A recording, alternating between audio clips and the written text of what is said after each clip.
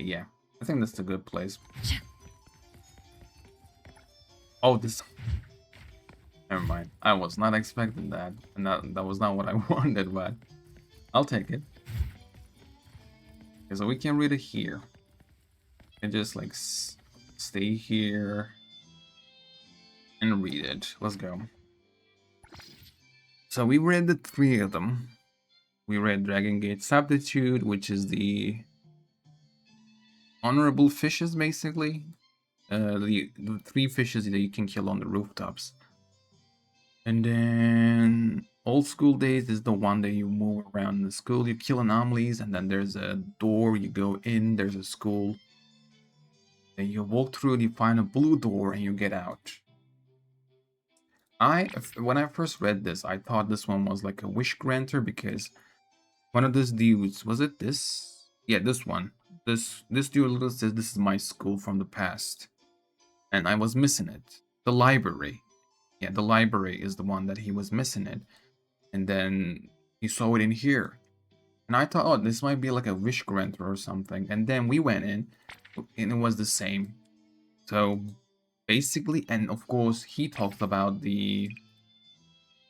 how a school disappeared at some point as well. So basically, this anomaly stole the entire school. I don't remember if they talk about why. I remember they just talk about how the school just disappeared and how he misses it, and then now it was there. So yeah, and this one is the Bob. Bob Pop is the one that like hates graffitis. No, hates the bad graffitis. I think. Body is composed of vibrant colors, multi-wall graffiti uses a skateboard. Only appearing quietly as night falls or at specific times.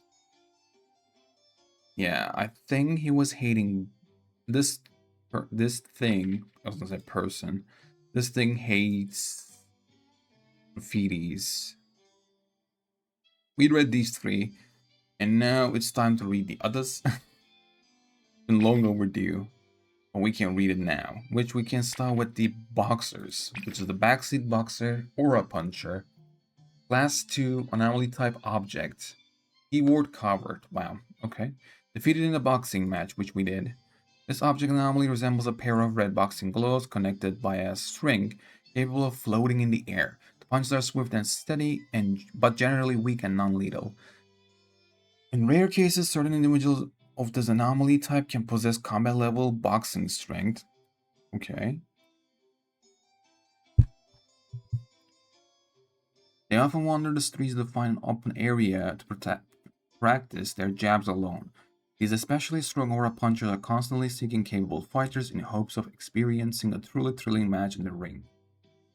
If someone worthy responds to its taunts and achieves victory in the ring, it gladly submits to the victor. Which we did. And I haven't recorded it. Record 1, which is Wandemir, is the one who recorded it. I once encountered that type of special entity after a night shift on the street, because I have a similar aura puncher at home. Oh yeah, you can get these ones at home too. I have it as well too. Yeah. No, cool. Which I use as which I use as a massage tool. I naturally thought someone lost theirs and was considering taking it to Lost and Found. But then railings and warning lights suddenly appeared around me and a ring rose up under my feet, lifting me up. I realized something was wrong and quickly climbed out of the ring, distancing myself from the puncher. When I looked back, the ring had disappeared and the puncher lay quietly on the ground. If Aura Puncher's abilities hadn't been confirmed, I would have thought I was seeing things from exhaustion. Wandemir, Bureau of Anomaly Control Joint Task Force. Oh, he's actually working on the BAC. Record 2. Had to square off with those two rowdy fists to protect everyone. The most distinct thing about them was this protein powder smell. But after the scuffle, they smelled kinda burnt, perhaps from overexcitement. They were stronger than I thought. And just when I was circling for a weak spot, the ring heated up, and those fading fists got a second wind. Must be some ring battle rule. Can't let my guard down, not even for a sec. Well, I learned my lesson. Next time I'll wear it out quickly, mint. So that's why she smelled the protein powder. Record 3. And about those aura punchers, they're a bit tougher than your average gear, but clumsy as heck. Seems like they cannot tell Esper from the average Joe. Perhaps they pick fights based on size? They even mistook me for a pushover and refused to fight, so I had to scold some sense into them first. Oh, it's Sakiri. That's... well, that's why they... Okay. Sorry. Continue drinking milk. After I knocked them out, they looked super weathered and reeked of sweat. Yuck. Even Kiromaru turned up its nose. Might just let Anomaly have them as toys. Nah, man, it's all good. I realized that. I'm just joking around. It's fine. You can say stuff like that. It's cool. Might just let Anomaly have them as toys. Not surprising there. You seem very confused even though I said it before. It sounded even more random than that. No, I'm not confused. I just didn't expect that specific one. I understand you're doing that. I just didn't think that you'd go that far. That far back. But all good. It's cool. Record with contempt, reflection, or approval. Let's go with contempt. That's it. Yeah, cool. Cool enough. Cool enough. Oh. Oh, they're the same. Okay, that makes sense. So those ones are disappeared.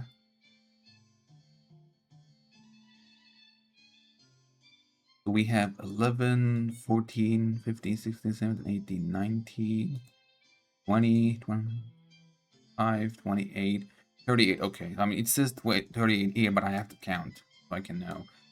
So we actually read 3, but now it's gone to 6 because of the boxers. 1, 2, 3 boxers, yeah. Oh no, 4 boxers, which is 7. 7 down already with 1 red. Case of serial explosions. Oh, this is the one, yeah, that you can film the car explosion with a camera. And it looked like a movie. Class 1, anomaly type object. Can I look at one thing? Maybe this. Okay. So when it's class 1 is just worst, or the easiest, smallest. Class 5 is the biggest, or the toughest, I don't know. So class 1 is the easy one. So what were these ones? This one was 2, 2, 2, 2 as well. This one is 2 also. Now we have 1. Space-time projector, which is case of serial explosions, yeah. Class 1, anomaly type object. Anomaly nexus. Reveal the source of events in the video. Remember to use the progress bar. Yeah, we did. Commanded action. Find the answer in the video. Yeah. Wasn't it like a random car that was parked exploded? And those 2 racing cars actually got impacted on. It was not actually a movie. Was it? I might be remembering wrong. It was a long time ago. Okay, basic info. This object anomaly resembles an old-fashioned projector. It tends to create fabricated videos at the size of its appearance. Mostly footage involving incidents. Okay. Participants can explore further at any point during the video's progress. Once the nexus in the video is found, usually the source of the incident, space-time projector will naturally undergo nullification. Interestingly, each time the space-time projector is nullified, it plays a message. Out of the 47 messages officially recorded, 7 mention something about aiding the space-time they are in. Space-time. I mean, they are space-time projectors, sure, but is that a real one or they just stole? Like, this thing, what was this? Old school days? Make me feel like anomalies can actually straight up stole stuff from the real world and bring it to the anomaly world. I don't know how the anomaly world works. I mean, eventually they'll probably explain it, but so far we don't know anything about that. 7 mentions something about hating the spacetime they are in. Based on the content of each message, some experts believe that the content displayed by the spacetime projector involves incidents that occurred in the other timelines, and the incidents themselves become negated through the nullification of the spacetime projector. However, some experts also consider this to be merely a farce orchestrated by the spacetime projector itself. Why?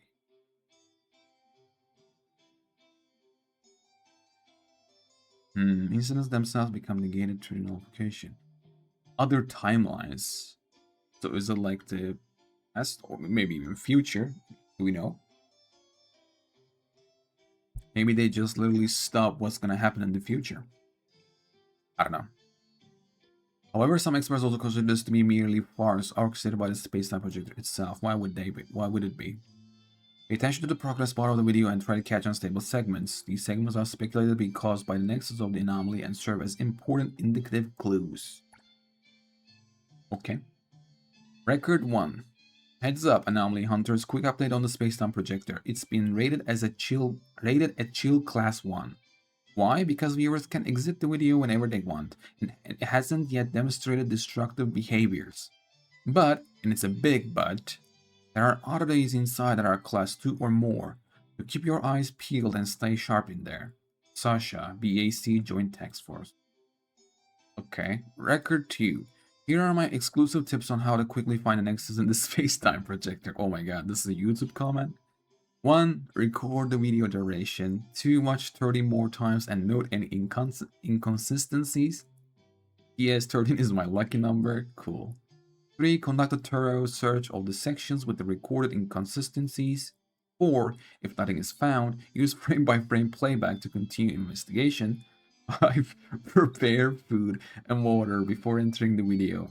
I hold the record for the longest case-solving time in the video at 19 hours, which remains unbeaten. I don't know if that's a good record. Longest case solving. Hope my tips are helpful to you all. Lynn. I'm sorry, Lynn. That's Natalie too. Oh, okay, so record 3 is Natalie. Yeah, that thing. What's it called again? You know, the thing that plays videos? Ah, never mind. It's not important. You might not pack a punch, but it's full of surprises. Might as well call it the Enigma Anomaly. Or how about the Test Your Patience Anomaly? I'd rather duke it out than snooze through its shenanigans.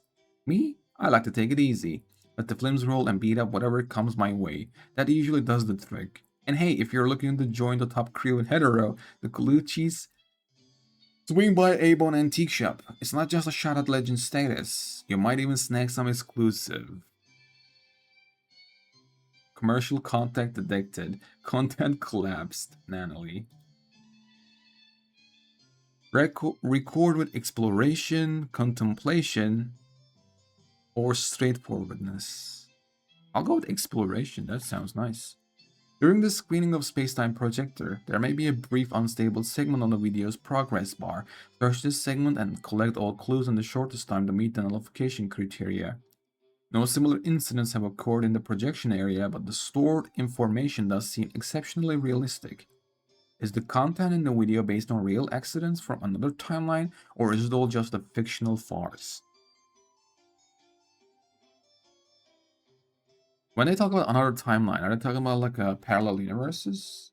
Or they talk about like past and the future? I don't know. I don't know. I don't even know if they know.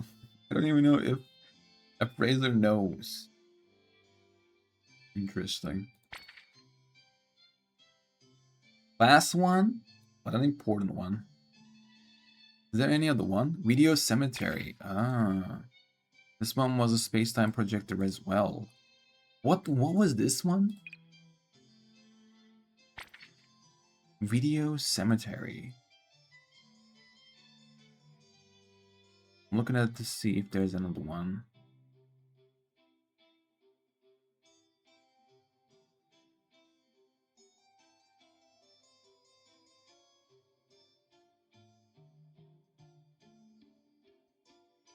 No, there is not. What was Video Cemetery? Let me look. I have the Anomaly page right next to me. Video Cemetery. What was this one? Oh, this one was the house. They used the space-time projector to build around like the stairs and stuff, so you can actually progress through inside the house, or like a mansion, most likely, not a house. This is a big one. In the end, you kill Bookcase Spider, and then you got okay, building more stuff with the film, killing more anomalies, eventually going out. Okay. I remember this one too. Cool. Cool. So far, this is the most... not really. This is interesting, but Old School Days is just much more... Like, think about, like, Anomaly just steals a whole school from the real world and bring it to the Anomaly world. Such a wild thing to have. And then we have C's Tower. We have a lot of C's. C's Cube. Probably those are all gonna be together, but let's see. Oh, this is class 3. Can I read class 2s? Yeah, okay, let me read the simple ones. You know what, it's fine. Let me read the cubes because there's a couple of cubes. It's fine. All of them are different at the end. You just climb it. Proliferative C, which is, this one is C's Tower. We have C's Cube. Any other cubes? Has to be more cubes.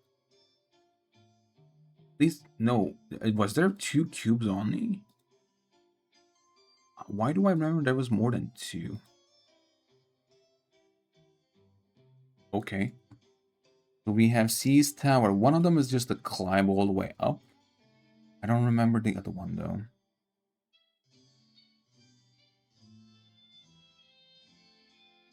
C's Cube and C's Tower. There it is. Yeah, C's Cube is the one you climb all the way up, get the C, and then you beat the proliferative C.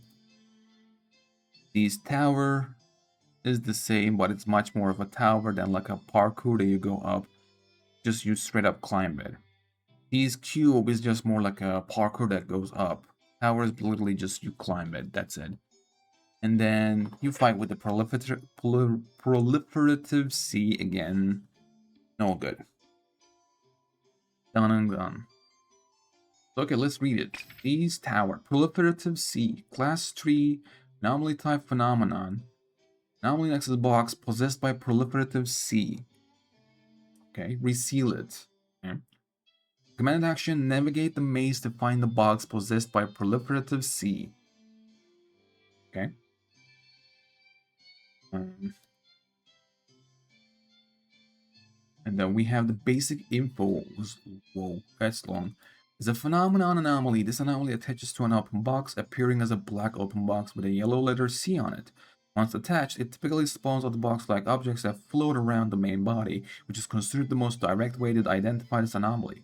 When proliferative C detects signs of activity from other living beings within a certain range, it reacts by manifesting large numbers of box-like objects out of thin air to block others from approaching proliferative C. Attempting to close proliferative C may provoke its attacks, primarily through ramming with its main body and generating various types of boxes for offensive purposes. After successfully closing it, proliferative C will revert to its original form. Investigation reveals that proliferative C can attach to any box that has remained unsealed for an extended period.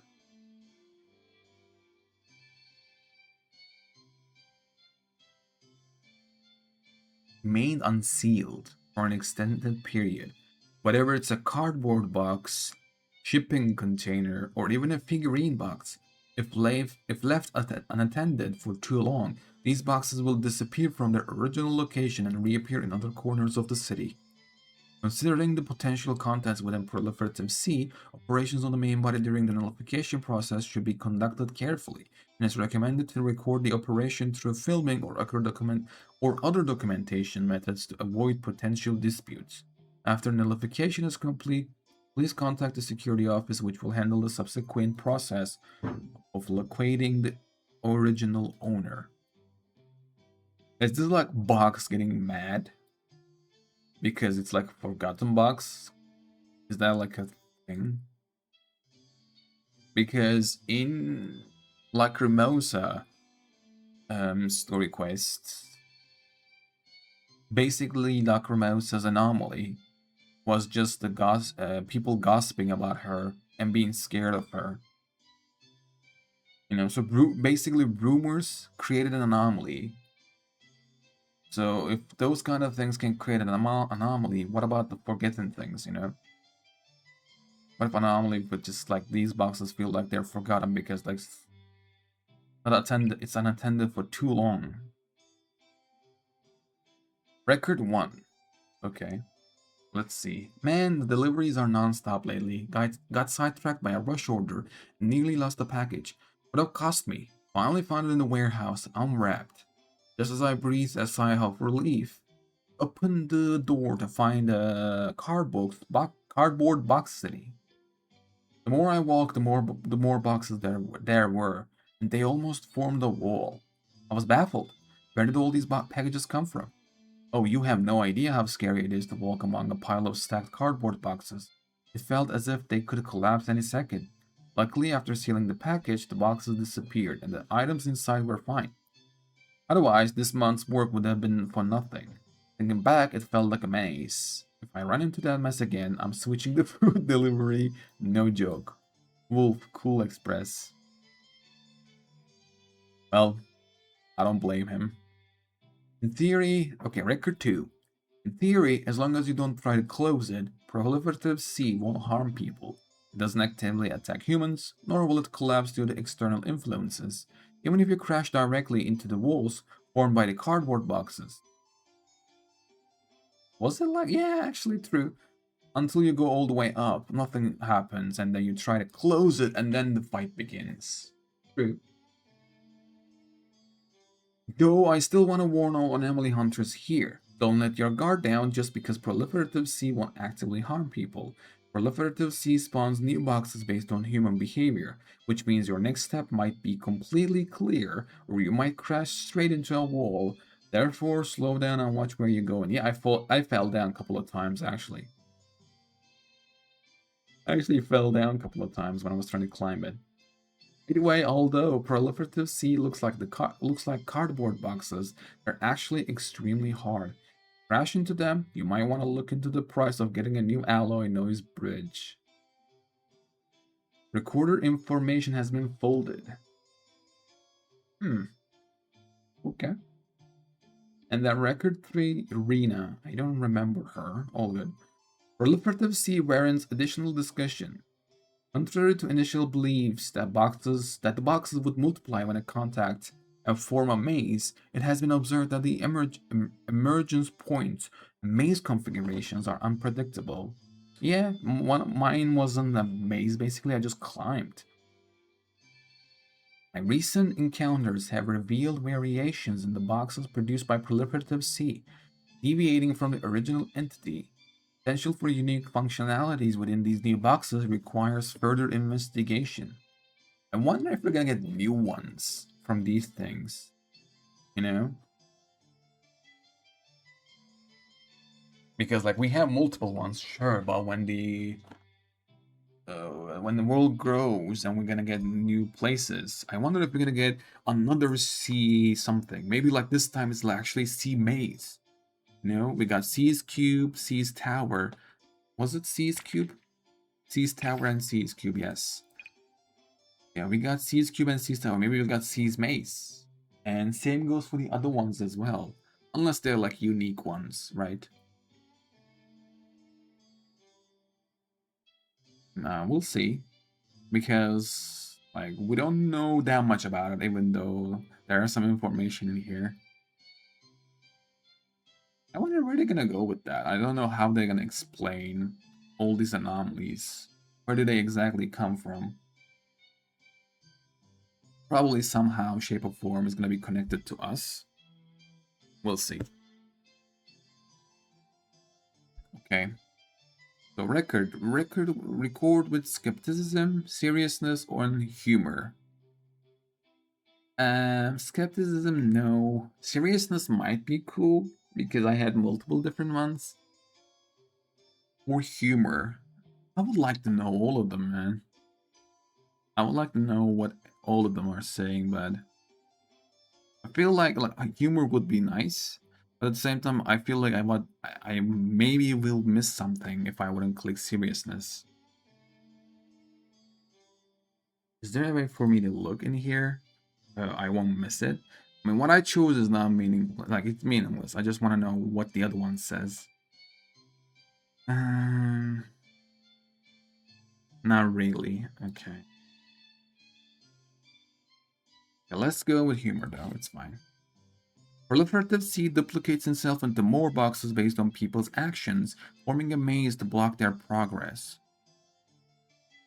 You can nullify it by identifying and sealing the open box that Proliferative C has possessed. Keep in mind that sealing the box has a high chance of provoking Proliferative C into actively attacking you. Other than that, Proliferative C poses no danger whatsoever. After nullifying a randomly appearing Proliferative C, it will disappear once it reverts to its original state. If Proliferative C duplicates the contents of the original box when it multiplies, this could actually be a pretty good way to get rich. Bro, the whole thing wasn't it here? I was like, am I reading the same thing? That's fine. This one is, duplicates the contents of the original box when it multiplies, it can actually be a pretty good way to get rich. Not bad, not bad. Not that good of a joke, but all good. Okay, that makes it 11. Because we had 2 boxes, so that makes it 11 to 27. Let's see. Let us continue. This one is class 4. Oh, wow. Headless Murder is actually 4. Wow. Okay, then continue. Class 2, Reclaim Inspiration. What is this? Reclaim Inspiration. Oh, yeah. It's the same. It's probably because, like, they are the same. There's only one, probably. Class 2, Anomaly type Bio. Anomaly Nexus, a fly sweater, or insecticide. Insecticide might be needed. Pursuing into the anomalous realm when necessary. Find the hiding place of the Inspiration Terminator and nullify it. What is this one? Reclaim Inspiration. Oh, is this the one that you... Oh yeah, I remember this one. This is the one that you help a kid and his mom. The kid is a painter and his paint is gone. The one who just recently painted. And it has been literally stolen by an owl. You go inside of this paint, which is like a blank at that point. You go in and you find this thing, which actually brings the color back. Its pages. It's like a cube thing, you know, you walk into it and the walls just change. You basically walk into a wall and then you're there kind of thing. Turns around what is a cube. There's 6 corners, you catch this 6 times. I remember this. Doing that brings the colors. So that's cool. I remember this, yeah. Okay, this bioanomaly resembles flies and mosquitoes, attaching to the victim's head to siphon inspiration through a proboscis? Oh, it's not the painting. Victim's head. Wow. After obtaining a significant amount of inspiration, it creates an anomalous realm to hide. Nullifying the inspiration terminator requires reaching its hideout through the anomalous realm. Since the anomalous realm is generated based on the inspiration consumed, its content is complex. Oh, so it's just literally consumed that inspiration, and that the one that we did was the painting. See, since the anomalous realm is generated based on the inspiration consumed, its content is complex, variable, and irregular, often requiring anomaly hunters to adapt on the fly. One point to add, the anomalous realm is generated based on the inspiration consumed by the inspiration terminator. The rules within the space follow a certain logical pattern. Mastering this logic will greatly aid in the nullification process. Okay. Record 1. They say inspiration terminators are the bane of creators, devouring good ideas like locusts. But honestly, they're quite picky eaters. Someone in action once, it wobbled through the air, barely staying aloft, and landed on its target's head. The poor thing was starving and couldn't go any further. I couldn't see much through the victim's hair, but a tiny light appeared, and I knew it was feeding. I readied my fly swatter and waited. And guess what? The light flickered and twitched, and then expelled a small gray orb back to its owner. Okay. Expelled a small gray orb back to its owner. But the Inspiration Terminator just hung there, stunned. One swift smack from me, and it was history. Wow. Victim, oblivious, kept writing furiously, makes you wonder what kind of inspiration got returned. Whatever it was, the thief clearly found it unpalatable, even on an empty stomach. Ow. Dally. Oh, a painter, apparently. Okay. Inspiration Terminators don't just steal. Wait.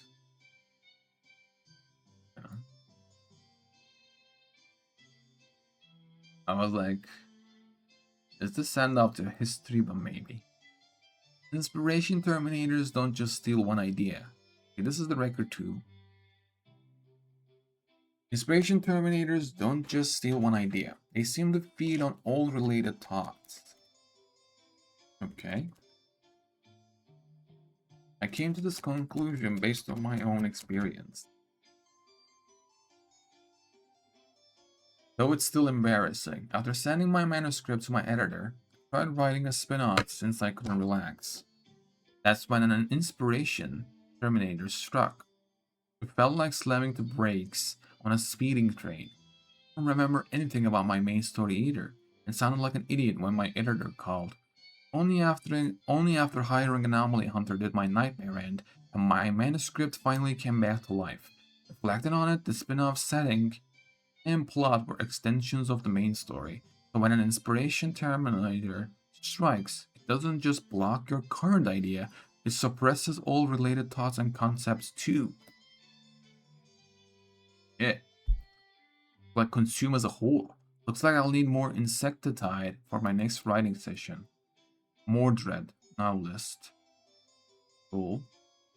Record 3. These anomalies aren't usually troublesome, just a quick cleanup.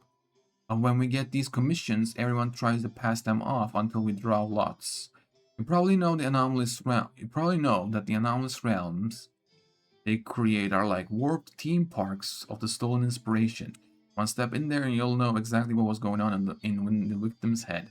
It's not as fun as it sounds. I once helped my favorite manga artist and got the ultimate spoiler for her series ending. All the anticipation and excitement gone in an instant. I was looking forward to celebrating the final chapter with my friends and savoring the story's end. Sorry, got carried away there. These realms can be more complex than others. If the inspiration's owner is a horror director, you're in for an unforgettable nightmare. Colleague nearly got lost in a mystery novelist's realm and was freaking out. Would that count as a workplace injury? We also have to sign NDAs and contracts, which is a pain. Commission fee isn't high, but regulations are endless. No wonder nobody wants these jobs. Tenor. Anomaly Hunter. Record with doubt, record with emotion or objectivity. Go with emotion. Anomalies coveting human inspiration. Generally, they can be eradicated with physical means like a fly swatter, but when they escape into the anomalous realm, they often require anomaly hunters to resolve. Resolving an inspiration terminator restores stolen inspiration. The damage they cause isn't too severe, right? Oh, actually, a good idea to think about. And your thoughts coming back, but is there like is there any actually damage that is left? Because from the things that we read, it feels like nothing's happening. We can nullify it.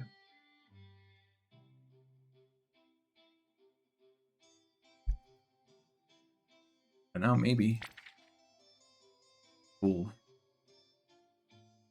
Cool. This one was class 2, right? Cool. I would like to get more of this. This is a cool one. And you can actually get... You can even have a back quest with this. That one is cool. That one is a solo one, yeah. That one was all alone. Okay. We have... Next one is After School. Is straight up After School, yes. Is this the one that's scary? Is this the one that scared the shit out of me? It might be. After School. Class 2. Anomaly type meme. Finish or stop the video. Play the video to its end. Anomaly next is finish or stop the video, and recommended action is to play the video to its end. The doom scroll is an anomaly in the form of video that has spread widely on social media, hijacking the internet. Viewers become engrossed in the video within seconds, in the early stages of attention being captured by doom scroll. Usually within the first minute, one can still escape the video's allure and control through self-discipline. Once deeply engrossed, it becomes impossible to voluntarily break away from the video's pull until the video ends. Fortunately, this peculiar attraction only affects first-time viewers. For those who have already watched the video, it's no different from any other ordinary video. Do they know what's happening, or is the control is gone? Some videos that have been deliberately edited to have abnormal lengths require intervention by anomaly hunters to restore their normal duration. Oh, some of them are just not okay, they're not stopping, so they can actually have them in the loop. Ooh, that's scary. I mean, that's happening in real life too, but the way they explain this is much more scarier than we have there. Record 1. It's quite common nowadays to inadvertently come across doomscroll. Personally, I don't feel it affects me much. Maybe it's because I'm used to watching things at 2x or even 4x speed. I can't even remember the last time I sat down and watched a movie. Not just for me, most people probably think there's no need for it, right? After all, the content you want to see has mostly been edited into those ooks summarized in 5 minutes. Short videos that you can click on anytime. That sucks. You should watch the movies, bruh. It's okay not to focus too much on the screen, as there are summaries and key points neatly explained, like fast food fed into a tube that connects to your mind. Ooh. Ooh. Okay? That sounds disgusting. In short, just a few minutes of video can give you the gist of the story, perfect for casual conversation. However, due to the nature of Doomscroll, I can actually watch several Anomaly videos all focused. It's a refreshing experience. These videos' plots could use more excitement. If you're unlucky enough to watch a boring one, having to see it from the start to finish is quite unbearable. Why would anyone claim the name Random Necropeda? Bagel user. Oh boy. Record 2. Hopefully this one's gonna be good. Recently, the biggest stir caused by Doomscroll was when it was mistakenly displayed on a large outdoor billboard, making everyone passing by stop and stare, right? Oh shit. It's not just like phones or TVs. It can even be billboard. Oh shit. I was actually there that day with my best friend, shopping, and we happened to see it. We saw a crowd gathered and thought it was a celebrity meet and greet. So I went closer to check it out. That was a mistake. Just a few glances and she was entranced, refusing to move, whispering just a little longer, just a little longer. The result was that she seemed rooted to the spot like a tree. No matter what I said or did, to remind her that our movie was starting, it was useless. But an anomaly video on the big screen, she couldn't see, hear, or focus on anything else. Oh shit, that's straight up scary, bro. But why though? What's the end goal? Fortunately, the video's control over her was almost over, so my zombie friend and I didn't have to wait too long. Why wasn't I affected? Check out these glasses, thicker than a bottle bottom. Got it? Yukio. Clement Academy student, man. Glasses for the win. I have my glasses somewhere here as well. Where do I... Well, not here. Where's my actual... I have no idea where my glasses are. Normally it's here, but... Anyways, record 3. We got some clues about the initial lengths of doom scroll videos. Take the recently popular After School as an example. You might have heard of it. It's about a protagonist trapped in a school building after school with friends who eventually finds a way home after many attempts. Following the rules of the red light, green light game while overcoming obstacles to find a way out of the school. Your friends will catch you if you're not careful, and all your efforts will be in vain. No wonder the protagonist keeps returning to the start, repeating this cycle until the lengthy video ends, right? Yeah, this shit scared me because I wasn't expecting it.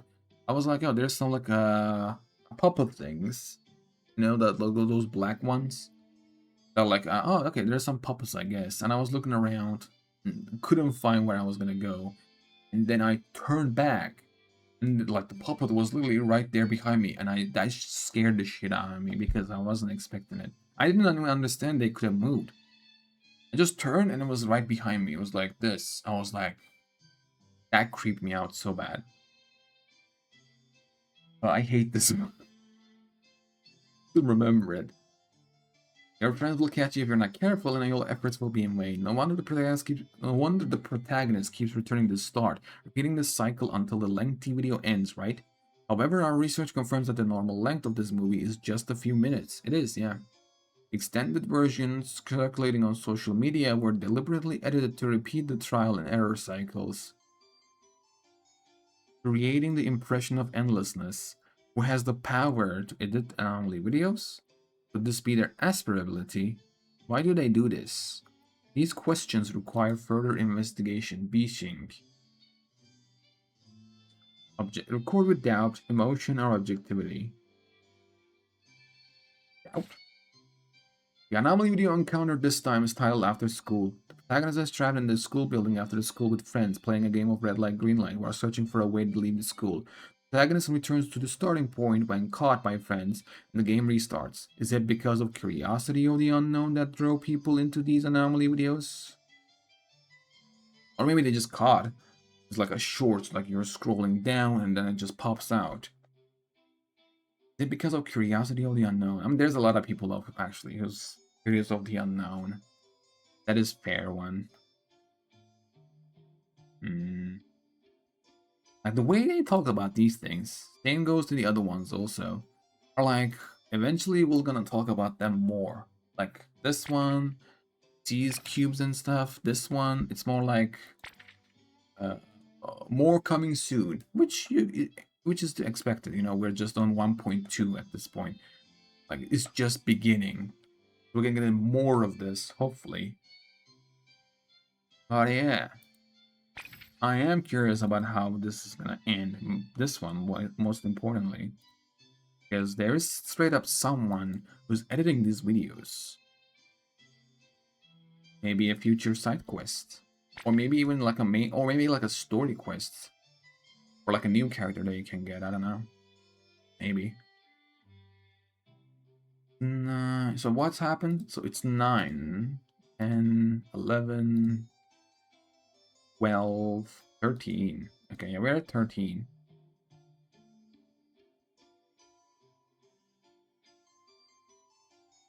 It was 12 with the claim inspiration, now it's 13. 25 left. I don't know if it's actually 25 or there's like a couple ones. Well, let's go with 25 for now. Okay, next one, Ride Assault, which is Headless Rider. Class 4, not 5. Is interesting. Anomaly type bio. Anomaly Nexus. Complete the judgment of the Headless Rider. Command action defeated in a motorcycle race. Yeah. Basic info. This bio anomaly wears a black biker suit and rides a motorcycle engulfed in flames, wandering the city streets at night to punish night racing gangs. Witnesses claim that if caught, one would be consumed by roaring black flames, and a fearsome sight would claim the soul of the defeated. Not wrong. I don't know if it actually claimed your soul, but not entirely wrong there. Following the spread of this tale, the city's night racers have curbed their arrogance, though some thrill seekers still attempt to find it, aiming to prove who is the true king of the street racers. The massive sight formed from dense black mist, Combined with slashes executed during high-speed motorcycle dashes, it becomes unstoppable in races. It is exceptionally obsessed with destroying the motorcycles of night racing gangs, with its swinging sight claiming countless racing souls. Completes the judgment of the headless rider, completes the judgment of the headless rider, and it will nullify itself. Record 1. I once encountered it while on night duty, pursuing other anomalies. The section was under lockdown for containment purposes, and to swiftly contain the anomaly, I used a long practiced Z-drift to ensure its capture. However, the dashboard suddenly displayed inexplicable gibberish, which I initially attributed to late-night fatigue, until a motorcycle anomaly with blue flames appeared on the road, speeding away. Even though my beloved car had modifications to the spoiler, engine, and suspension system, it couldn't keep up. That night, I thought I had met the king of racers. Ultimately, I fell into an anomalous space. The enormous sight and roaring motorcycle left me a deep impression. Ending wasn't pleasant, as the anomaly executed dazzling motorcycle combo moves that couldn't be overcome, despite my best efforts. However, since then, I haven't driven over the speed limit, which is a blessing in disguise. Kurokawa, BAC Joint Task Force. Wow. Record 2. Mimicking the voice of some anime opening, a biker gang roars in the night. The headless rider on a black motorcycle weaves through the streets, bringing judgment to the bikers with a blue flame sight. On a moonless windy night, to compete for the title of Courier of the Quarter, battle known as the Liberty Wars has ignited in Hetero. Now, let's invite the person involved in the incident. Series punctuality record holder, humanoid perpetual machine, Midas of Gacha games, Haniel. Okay. Narrate her close encounter of the third kind with the headless rider. Switching back to own voice. Oh, wait, she was doing the voice? Oh, the headless rider? Yeah, I've been there. Those late night deliveries. Though Julian always mentions the rules, which gets quite repetitive and boring. But there was no occasion for rules. It suddenly appeared, and in the dead of night, a black motorcycle with blue flames aggressively followed me, clearly up to no good. Although I had heard rumors of strange things around the blocks, I couldn't be bothered. Who am I? Haniel, the top couriers of Stereo Express. How could a meme anomaly delay my orders? The streets, the alleys, and the beaten paths are my secret weapons for dominating the punctuality record over the years. With some tricks up my sleeve, of course I will prevail in the face of adversity. As for the order, of course, Stereo Express's elite couriers secured another satisfied customer. If you have any delivery needs, go for Stereo Express. You could be my next satisfied customer. Haniel's Stereo Express. So she just went away. Because she's just, she knows the way well. Knows the city well. Okay, that's nice. Record 3. I wonder if this is gonna be like a fight one. Straight up 1v1. The so-called King of Racers, Headless Rider, didn't bother to inquire before coming here. This street, this road, this hetero is under the protection of my the Colichis, daring to bully my underlings on my turf? Well, my underlings took me, the Ichidaime boss, on a patrol and it immediately took the bait. The side and motorcycle entrance were pretty cool, with the blue flames looking intense, but it was just superficially intimidating. I've seen far more terrifying espers in my time. However, this anomaly suited my taste. It didn't have too many twists and turns. In a fight, it was no match for me at all. Considered recruiting it into the family, riding a motorcycle with the sight, looking like the main character, but I couldn't communicate. Ugh, Judge of the Night Racers sound pretty cool, doesn't it? It's almost a shame it got nullified like that. Nanly. It was no match for me at all. Record with worry, objectivity, analysis. Headless Rider appears on roads where speeding violation occur. Its attack seems to affect the surrounding environment, while also deliberately controlling the affected range. Is it clearing the track for racing? Perhaps winning in a race against it could be a containment method. I mean, we did, right? Why don't we know? Don't we remember it? Didn't we do it? Am I wrong? Cool. Headless Rider. Class 4 though, which is interesting. And we just slammed the shit out of it, so it's done. I wonder if anybody beat it. Do you? I don't remember exactly, but I don't remember if we beat Headless Rider on the race and then it took us into that place. And even this first dude said, like, he said that I tried it, but my car wasn't even close enough. So I don't know, maybe. I wonder if anybody beat that. If I remember correctly, you don't beat it. I don't remember beating it. So that might be a thing. Let's go. Next up is Octopus Invasion Octopus trailer, which has 2 of them, no? This one had either 2 or 3. It's 3.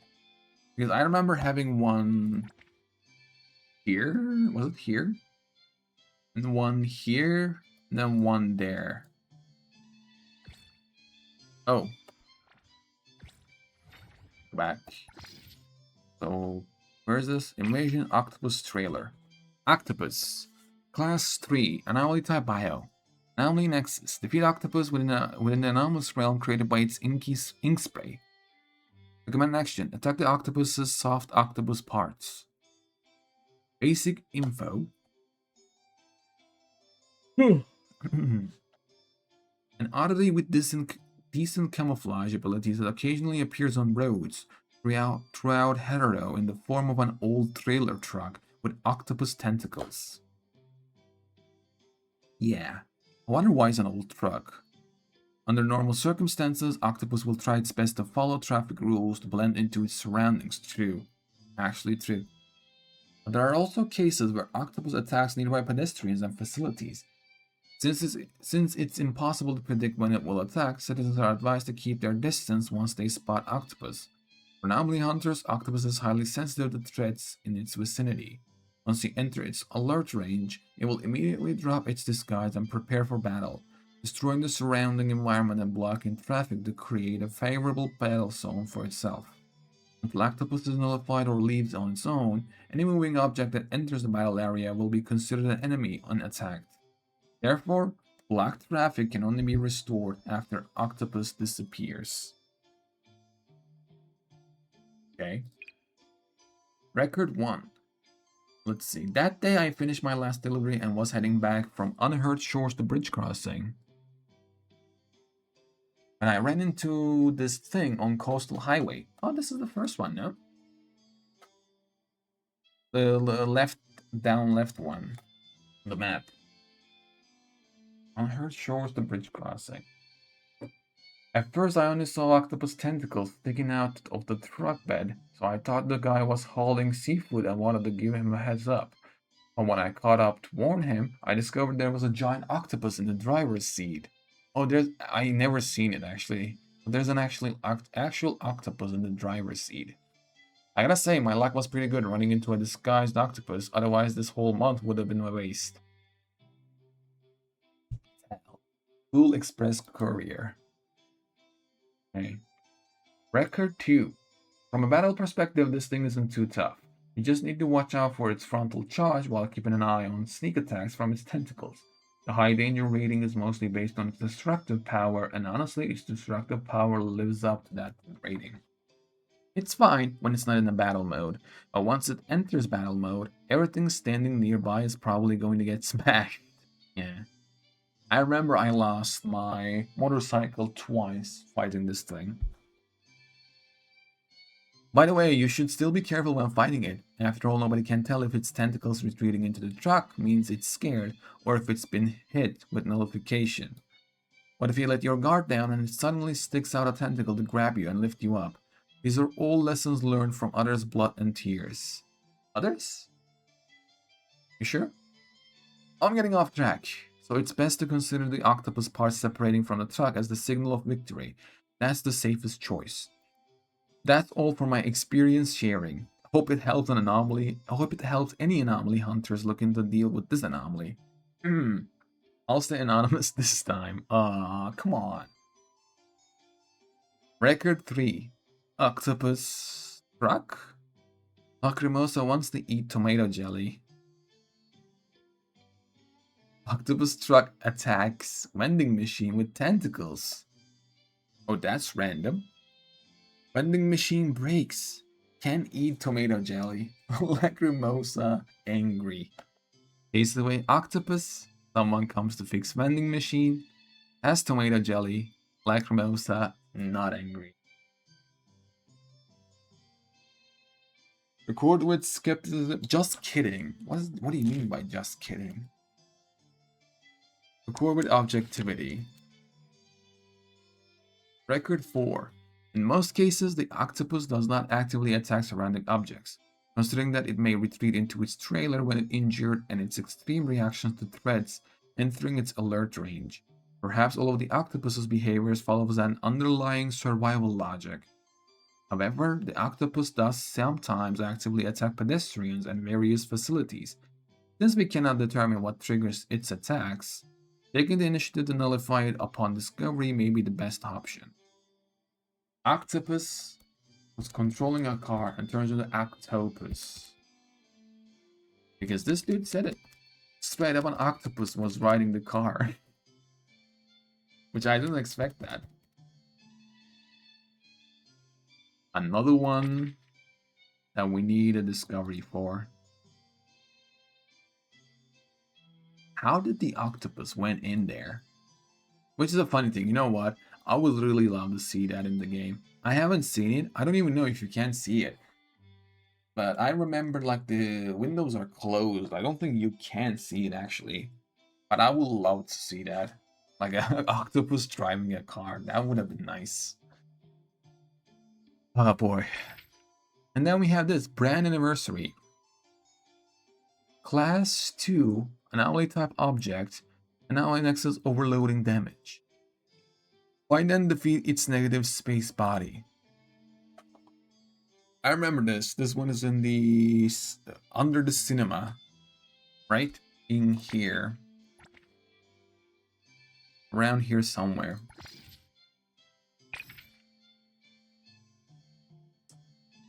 Basic info: an object anomaly resembling a discarded roll of film, surrounded by scattered floating photos with common dark room language like "keep the room dark in the center." It shows no clear intent to attack, but prefers to lock onto targets with a camera's viewfinder, stealthily recording and capturing them. Each shutter click, the captured target may vanish, turn into a photograph, or be cast into the negative space. In a negative space, fragmented film entity can launch physical attacks or attack with previously recorded films. How is this class 2 then? So hard.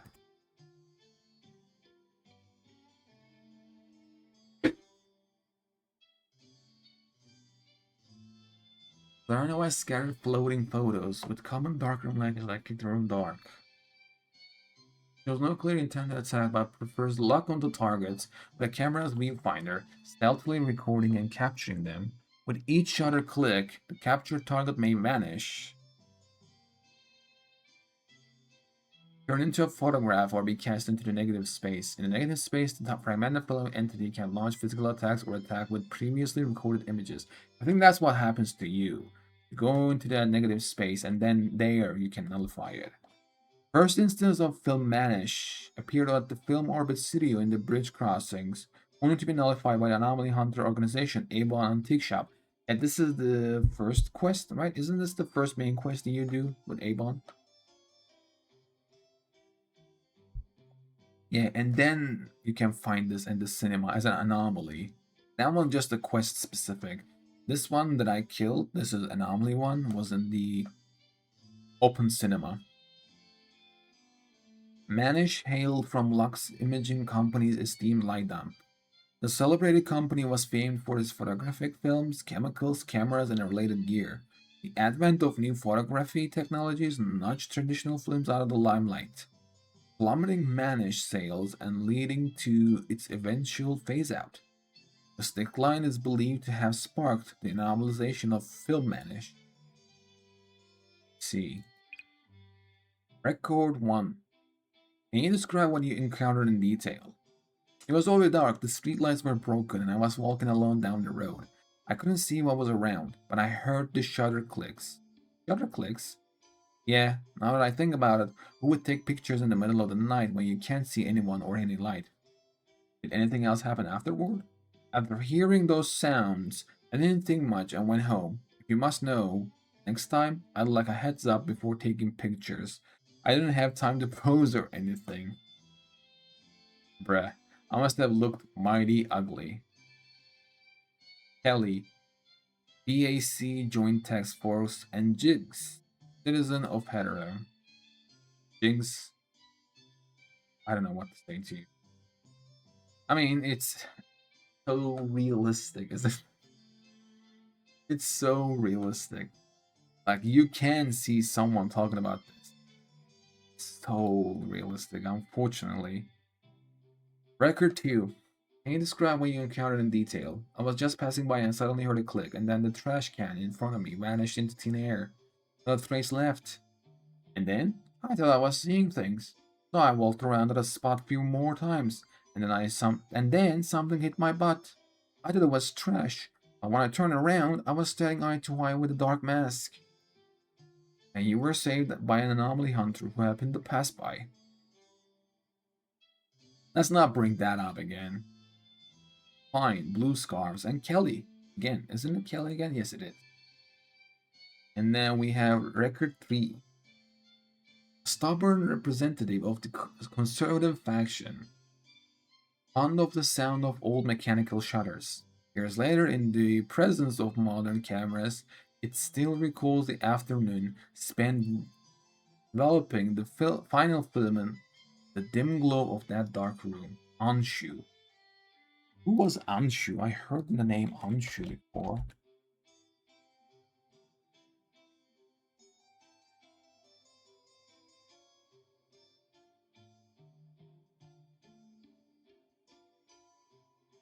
Hmm. Uh, couldn't find it. I guess I'm just thinking about a different game, maybe? Anshu. A stubborn representative of the conservative faction, fond of the sound of all mechanical shutters. Years later, in the presence of modern cameras, it still recalls the afternoon spent developing the final film in the dim glow of that dark room. Record with deduction, understanding, or affirmation. Let's go with understanding. The viewfinder causes objects within its range to disappear. These traces can be used to locate the hidden film itself. Once captured, the victim enters the negative space. This anomaly can be nullified if the film itself is infused with esper damage beyond its capacity. Film reels have been out of production for a while, so perhaps it has reappeared to remind the world of its glorious past. Yeah, sad, but real. Time goes on, things change. It's literally like the one. I mean, this is happening in real time too, in real life. But isn't this the topic of right now that we have with the PlayStation removing digital, like straight up physical copies of the games? Like, the timing of this is actually very remarkable, considering the fact that this is actually happening right now, even with the new things that we have. Times change, things just go obsolete, unfortunately. In the business eyes, at least. Okay, so that was 18. Right. With the car that we read, it was 3 different cars, so that makes us 14 to 17. With this one, it's 18. Okay, so we're gonna continue With these, prepare for rain.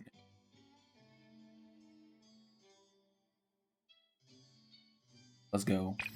Illusion Town. Rainman. Oh yeah, actually, was it? Yeah, it was yesterday. I have done the weather side quest. I think that's a new one because I haven't seen that before. I think that's a new side quest, which was about Rainman. There was like a leader Rainman creating new Rainmans and changing the weather and humidity around I guess, around it. Which even that quest ended up was like, huh, so there's like a mega mind Rain Man out there. It was like the brain. Which we nullified it, to be fair, but it's a scary to think about. So this is just that thing as a whole, probably. Let's see. I mean, not the quest. Quest is just after this one. So, but the idea is just gonna be the same, probably. Other than the fact that they showed you that in there, is that there's like a better Rain Man. I don't know how that happened, to be fair. I don't know who created it, or it just created as his own. Why was it like a better version of the Rain Man?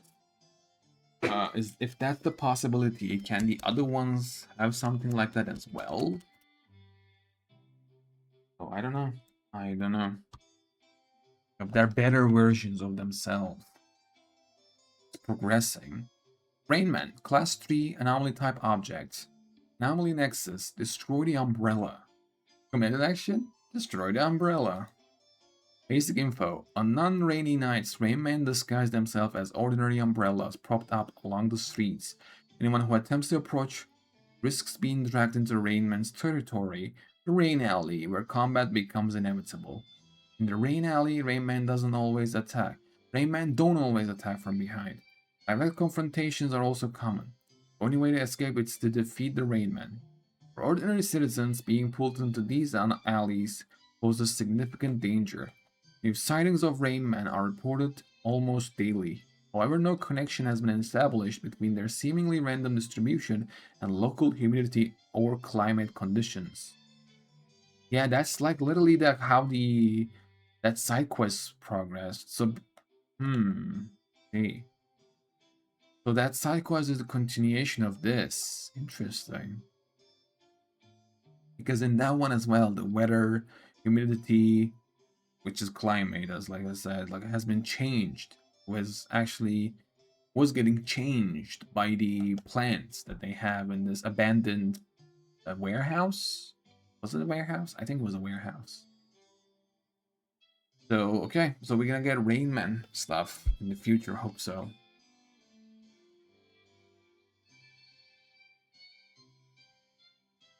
Like I said, even that quest didn't end as like a proper ending. It was like, to be continued. Who is behind all this kind of an ending? Record 1. See an attendant umbrella on the street and think about turning it into the lost and found? Let me remind everyone to stay alert. Don't rush, keep a safe distance and take a closer look. Is there a black muddy puddle underneath it? Are there any suspicious tentacle-like objects dangling from the umbrella? If the answer is yes, I urge all citizens to leave the area immediately and contact the GTF. Let the professionals handle it. What looks like an umbrella is actually the anomaly known as the Rain Man in its dormant state. Approaching it recklessly could have serious consequences. Mr. Bag's tips. Oh, that's nice. Don't pick up stray umbrellas. Cool. I won't. I mean, I'll be fine, but still. Record 2. We have all seen Rayman disguised as umbrellas on the streets. But what happens on a rainy nights? Do they immediately transform into their recognizable forms? Oh, when the whole weather is rainy, I guess. I'm sure many anomaly hunters share this curiosity, but I might be the only one daring enough to investigate firsthand. The result, however, might disappoint you. Nothing happened. An imagined scene of thin, elongated tentacles twisting and stretching from the umbrella to form a suited office worker, shakily standing up. It never occurred. Was it simply not planning to join its companions in the hunt?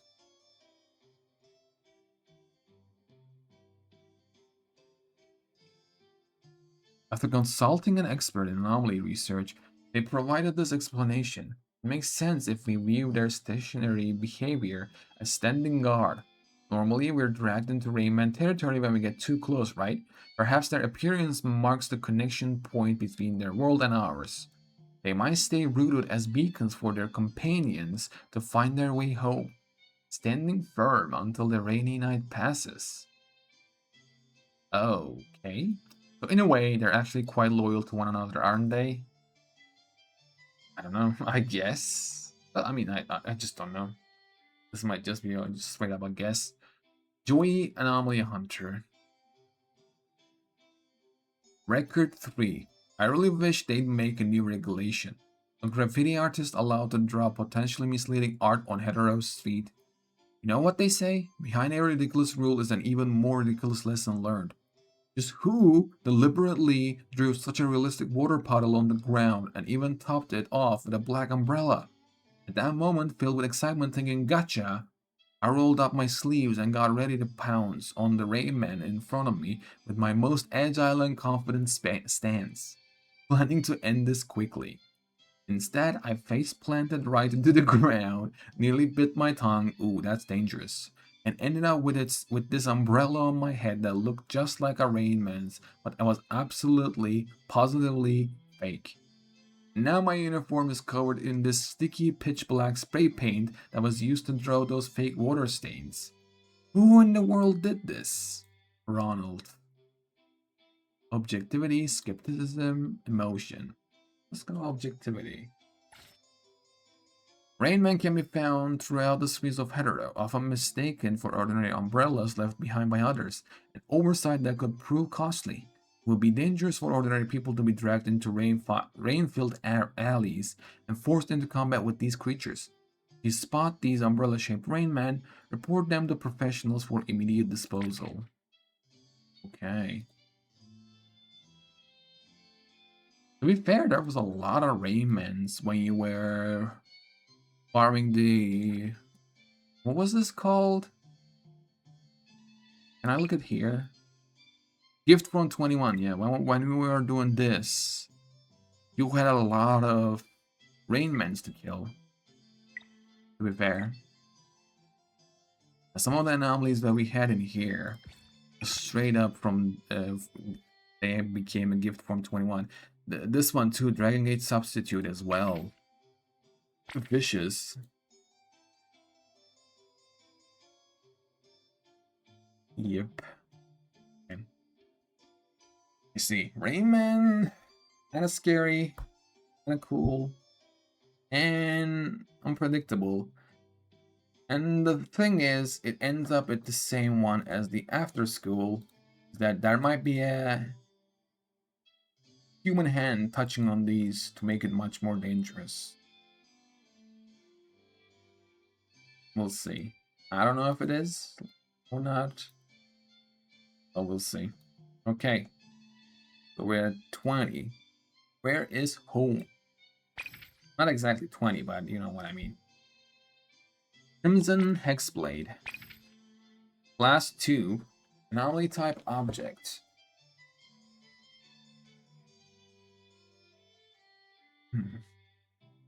Anomaly Nexus. Touch the cursed blade in the abandoned construction site and defeat it. Investigate the cursed blade. Stay alert for battle. Okay. Basic info. An unknown cursed blade had appeared in the abandoned construction site and approached. Clouds appear as if one of... Oh, yeah, I remember this. Okay. You touch and then they spawn. And then, of course, these ones were actually in the gift from 21 as well. All of them. An unknown cursed blade had appeared in the abandoned construction site. When approached, clouds appear as if one is in the liminal... Was it what? If one is in the liminal with another world. As long as you leave the area, the clouds will dissipate and the blade will revert to its rustic appearance, resting in the abandoned site. If you linger around too long, you will see a hand gripping the blade in the ominous mist, winds passing through the clouds, only to be severed by the blade. In breath, those who wield the Crimson Hex blade must eventually become its victim. They seek only a duel to the death, where the blade breaks and the wielder perishes, bringing about a tragic end. Wow. That shit sucks. Record 1. That day marked my 48th failed interview with 120 resumes sunk into the job market. After getting off the last bus, I was wearing the suit bought by my mom, my briefcase holding resume 169 to resume 180. Passing by a construction site, I saw a rather peculiar stick stuck in the ground. I don't know what made me curious about a stick at a construction site, but I had nothing better to do. Cold light from my phone's rather empty email screen just happened to illuminate the stick. That was not a stick, but a katana. I felt it was a hint, kind of liberation, some form of divine intervention. I swear I only wanted to pull it out to see if I could sell or pawn it for dinner. Aw, damn, bruh. But as soon as I touched the hilt, fog arose around it. A hand appeared, pulling out that blade, wearing the same suit as I was. Oh, did they mimic you? I don't remember if they looked like a appraiser, to be fair. Hand appeared, pulling out the blade, wearing the same suit as I was. That arm, or rather my right hand, holding that blade, charged towards me. Nope, nope, nope. Not how I imagined the crossover of a modern suit and an ancient katana. Better keep my hands on me so I could keep writing those resumes. Attachment 1. Takashi Resume Final 181 zip. Wow. Takashi, citizen of Hetero. The dude just in case write his last resume. Hope he's fine. I don't know if he is. Record 2. I called the hotline many times. What is even built? What is even being built here? Will it ever be finished? That's fair, actually. What the hell is going on with the construction site? Morning, drilling and thumping in morning. Isn't the morning for sleeping? Evening, even less so. When it gets dark, stop working. Daylight saving time was invented for a reason. Don't work on rainy days either. It's all muddy around here, and on sunny days, the dust flies everywhere. It's unbearable. So I ask, will it ever be finished? It's not like I'm protesting against the entire project, but don't get me started with that blade stuck in the dirt now. Some cosplayer got into the site and halted all your progress? Get your asses together, work day, work night, work rainy, work sunny, work whatever. I honestly don't care, but get it done. It's affecting housing prices around here. Okay, Michiko. Really? You started out well and ended out in a terrible way. Record 3. Long have the blade long have the blade lay in thy fields, for its awakening shall drown blood on the snow. Henceforth the blade is thereby named Wace. Wace only attacks his master. Cursed blade it is. Oh, only attacks his master. Excerpt from Swords Record, nameless chapter. Reflective record, empathizing, realistic. Reflective. Curse blade that only attacks its master with a rebellious curse, entwining the blade like an unbreakable mist. In search of liberation, it initiated a deadly duel with its master. This defeat is not the end. The cursed blade lingers in the mist, waiting for its master to end themselves under the sharp edge. What if one had already decided to use this blade to end themselves before getting their hands on it? Is it free will, or is it the influence of the blade? The rebellious curse entwining the blade like an unbreakable mist. In search of liberation, it initiated a deadly duel with its master. This defeat is not the end. The cursed blade lingers in the mist, waiting for its master to end themselves under the sharp edge. But if one had already decided to use this blade to end themselves before getting their hands on it, is it free will, or is it the influence of the blade? Okay, trippy. I got it. I didn't even know this one was just that trippy. I didn't even know this was about, like, fighting against your master kind of thing. Okay.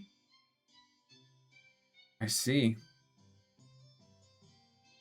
Oh. Have Nightmare Bound. Lonely Player. And Rhythm Master. I want to keep these. These ones are cool. I want to read them and the last. Those ones are cool. So I want to read them last. So we got 20 done. 18 remaining.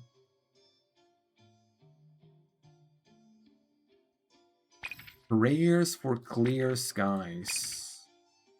And then there's Clearing After Snowfall, which is two same thing. Prayers for Clear Skies, Class 1. Anomaly type phenomenon. Find a way to drain all the rainwater stored by the rain-sweeping maid.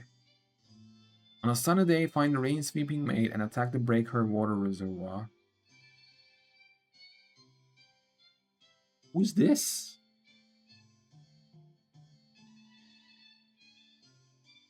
Wait a second. Prayers from Clear Skies, Clearing After Snowfall. What are these? Oh, I remember this. Okay. These ones are the weather anomalies that were in here. One of them was a snow one, the other one was like a rainy one. Yeah. Basically, they have this maid looking thing, and you basically defeat it because they affect the weather around here.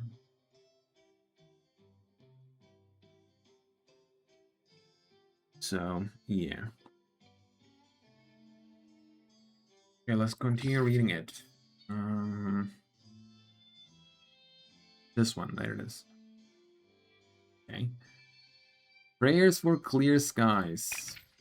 Class 1, an volatile phenomenon. Find a way to drain all the rainwater stored by the rain-sweeping maid. Recommended action. On a sunny day, find the rain-sweeping maid and attack to break her water reservoir. Which this one is the same as well, but this one was a snowy one. Okay. The rain's basic info. The rain-sweeping maid is originally a gentle anomaly with an instinct to clear away rainwater. They rest on sunny days and become energized in the rain, eagerly beginning their work by absorbing rainwater into their bodies for temporary storage. Then they seek out rivers to release the water once the sky clears. Perhaps because they carry humanity's wishes for fair weather, rain-sweeping maid firmly believe their actions make rainy days pass more quickly. That's a nice thing to think about. However, after absorbing contaminated rainwater, the rain-sweeping maid lose control of their behavior. Fermented by the tainted water, they can no longer drain properly on their own. Instead, they can only repeat an endless cycle of releasing black rain and reabsorbing it, creating an anomalous realm of dark clouds and upward flowing rain around themselves. An uncontrolled rain-sweeping maid will swing its tail, resembling a vacuum hose, launching indiscriminate attacks on any creature that wanders into its rain curtain, just as it once drove away storm clouds, until the intruder is driven out of range. During the process of releasing and reabsorbing rainwater, if the surrounding temperature drops sharply, the rain-sweeping maid's rain will change with the natural environment, condensing into freezing rain.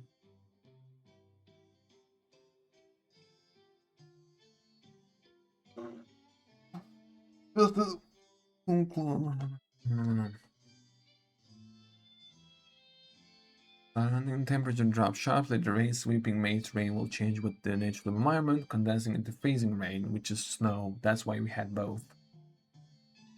Freezing rain, hail, or snowflakes, transforming the rain curtain into a localized blizzard. Humans who enter the blizzard will also be attacked. In short, whether in the heat of the summer or the depths of winter, if you see a single patch of dark clouds under an otherwise clear sky, be careful. There is most likely a rain-sweeping maid struggling in agony within. Record 1. A dog-eared page from a diary written in neat and clear handwriting. Oh, The day Avon received a commission via help. Help? Black and white cumulonimbus cloud appeared above the forest near the witch's cottage, with heavy rain falling beneath it. Clients suspected it was the work of the anomaly known as the rain-sweeping maid. Nanali, Sakiri, and I, probably Edgar, took the commission, confirmed the anomaly in question was indeed a rain-sweeping maid, and completed its nullification. Adler has collected the commission fee. This was the first time Sakiri and I personally handled an anomaly commission involving the rain-sweeping maid. Annalie had dealt with one before and complained the whole way back about how her ears and tail got soaked and what a hassle it was to dry them. Before we set out this time, I prepared raincoats and rain gear. But they turned out to be useless. Wow. Anomaly's attacks were far more dangerous than its appearance suggested. Stepping into that curtain of rain was like walking into a typhoon. My umbrella nearly snapped, and my raincoat was instantly soaked through. Both Sakiri and Nanali said it really hindered their movements. I will be better prepared for the next assignment similar to this. I have always been interested in this anomaly's behavior and have researched it extensively. Father once told me that the rain-sweeping maid he saw as a child looked different from today's. Back then, each one had a slender wooden pole on its head, like a broom or mop, making their striped bodies look even more like absorbent cleaning cloths. However, their bodies are not made of fabric, even if they feel soft, light, and fluffy like cotton to the touch. This description reminds me of clouds, though I have never actually touched either clouds or a rain-sweeping maid myself. In their uncontrolled state, rain-sweeping maid are highly aggressive. No one can approach them without subduing them first, and the subduing process itself is no easy task. I witnessed their combat prowess firsthand today. I had guessed they would use the fangs at the end of their trails. Wait, I had guessed they would use the fangs at the end of their tails to bite their enemies. But their primary method of attack was actually whipping their entire tail to drive away anyone who tried to approach. This behavior indicates that they do not truly bear malice or wish to harm others. Perhaps the tainted water inside them causes them immense pain, making it difficult for them to remain calm. If I had a stomachache, I probably would not have the capacity to be friendly to the others either. Oh, that actually sucks. And some of these anomalies are just sad. Some of them are scary, sure, but some of them are just sad. Apparently, the Seleno compound contains a rain-sweeping maid that still retains its wooden pole form. If I ever get the chance, I'd love to see her with my own eyes. Edgar, to Ebon Antique Shop. Record 2. Okay, these ones are long. Here. Recently, we have noticed discussions on Bagel comparing the classic designs of the Elixir Home's older robot Waku models with the appearance of the anomaly known as the Rain-Sweeping Maid. We sincerely thank everyone for their keen observations and enthusiastic associations. We are pleased to officially respond, yes, the Elixir Home's robot Wakums do bear a striking resemblance to the Rain-Sweeping Maid. However, we must solemnly clarify a long-standing misconception.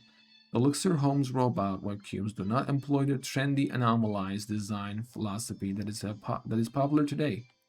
In fact, quite the opposite is true. It is the rain-sweeping maid, an anomaly that shares our commitment to cleanliness and lofty ideals, okay, that has been influenced by the trends we pioneered. Sure. The Elixir Home was among the first home appliance companies to introduce robot vacuums to Hetero. We are delighted to see that years later, our robot vacuums and floor cleaners have become indispensable cleaning companions in countless households.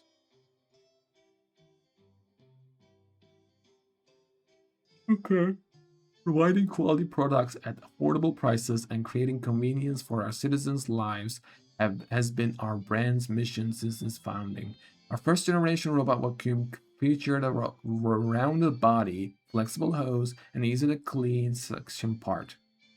The result of a perfect union between function and aesthetics. According to Hetero Anomaly Yearbook, the rain-sweeping maid's appearance began to change approximately 1 year after our products hit the market. Maybe, because even Edgar's father said they looked different back then with what was it? Wooden pole form.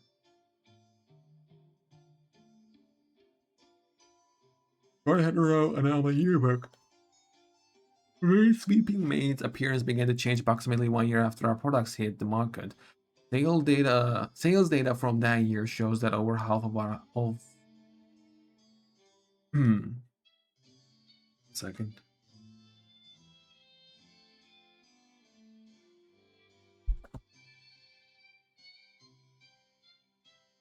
Sales data from that year shows that over half of all households, okay, in hetero purchased our products.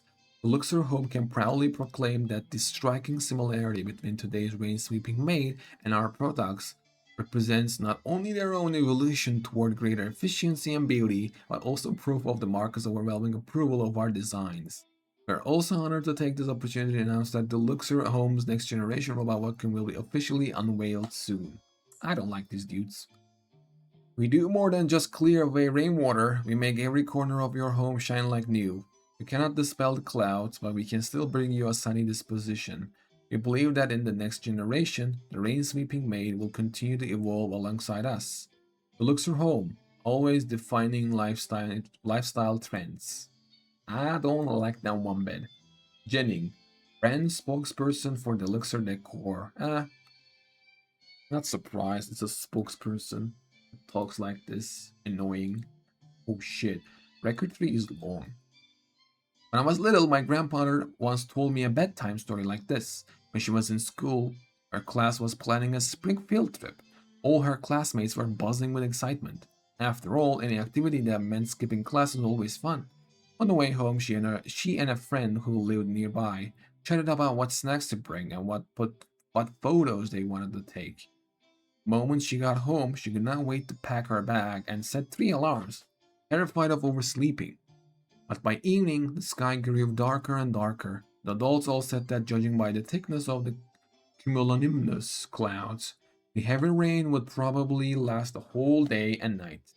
If it was still raining by the morning, the field trip would be cancelled. Grandma climbed up into bed, her heart full of worry. That night, just as expected, the rain began to fall. Lightning lit up her entire room bright as day. She stared glumly out of the window for what felt like forever, but the rain showed no sign of letting up. Faced with losing her chance at the field trip, she suddenly remembered the legend of the rain-sweeping maid. It was said that this anomaly could absorb rainwater and make clear skies come sooner. She'd never actually seen one before, but desperately she put her palms together. She faced toward the mop standing in the corner of her room and prayed with all her heart. Rain sweeping maid, please help me. Let the weather clean up soon. Let the weather clear up soon. Grandma said that even at the time, she felt silly doing it. A mop was just a mop after all. It was not one of those anomalies. Even if the rain sweeping maid could somehow hear her wish, could such a small anomaly actually change the weather? After staring at the mop awkwardly for a while, she was defeated by embarrassment. Too ashamed to look at it any longer, she hurried back under the covers and pulled them over her head, refusing to believe she had really done something so childish. Before she knew it, she fell asleep. Then, after what could have been any amount of time, a roll of thunder from beyond the horizon jolted over her head. The rain must have gotten even heavier. Disappointed, she crawled out of the bed and looked toward the window. Through the glass, she saw the pouring rain and countless rain-sweeping maid. Raindrops struck their raincoats, making a sound as clear and crisp as silver bells. The rumbling thunder transformed into rhythmic drumbeats, accompanying them.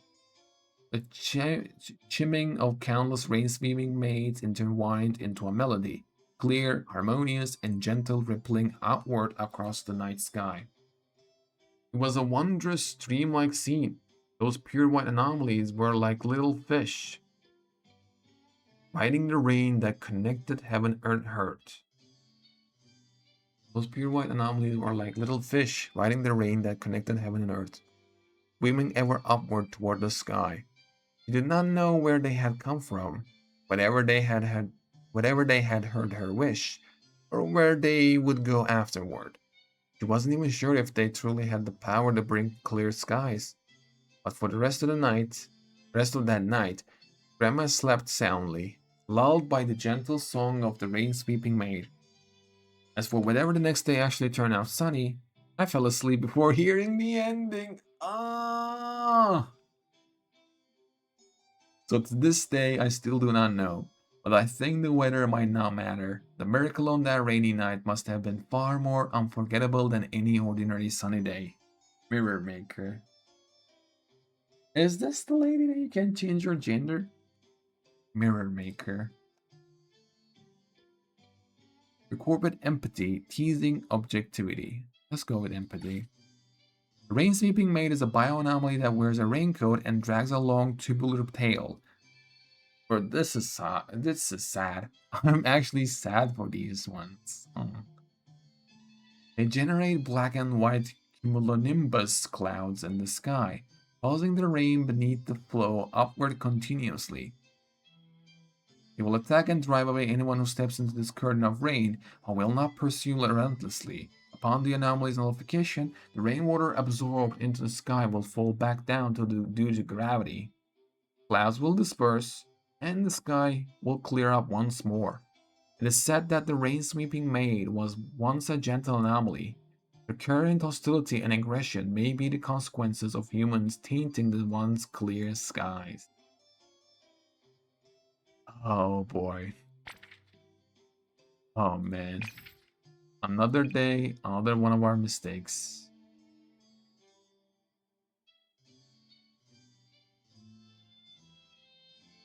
Oh. Wait, why is this different?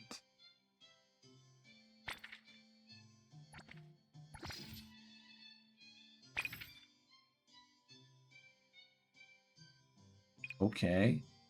Black and white. This is Edgar. This is Jennings, which is a spokesperson. And this is the mirror maker too, yeah. Interesting. Let's go with objectivity this time, I guess. The rain-sweeping maid is a bioanomaly that wears a raincoat and drags a long tubular tail. They generate black and white cumulonimbus clouds in the sky, causing the rain beneath to flow upward continuously. They will attack and drive away anyone who steps into the curtain rain. Okay, we read these.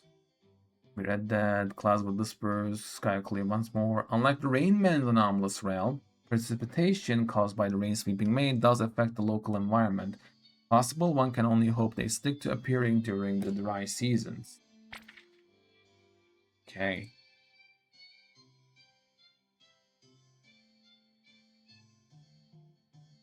I'm sad to them. I'm just straight up sad. God damn it. Next one, Eternal Lamp. Class 2 anomaly type object. Anomaly Nexus yellow core battery. Recommend action. Simultaneously defeat all eternal lamps in the surrounding area. Is this long also? Not really.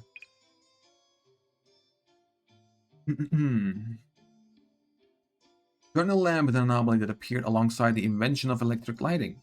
The anomaly commonly appears in nighttime alleyways.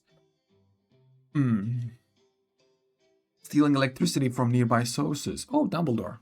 When it manifests, the surrounding area experiences complete power outages accompanied by a pervasive black fog, plunging entire city blocks into darkness and significantly impacting the daily lives of nearby residents.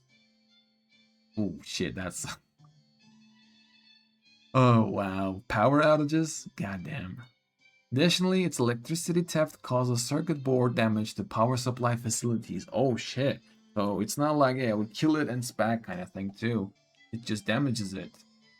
After stealing electricity to fully charge itself... I didn't miss anything, right? Yeah.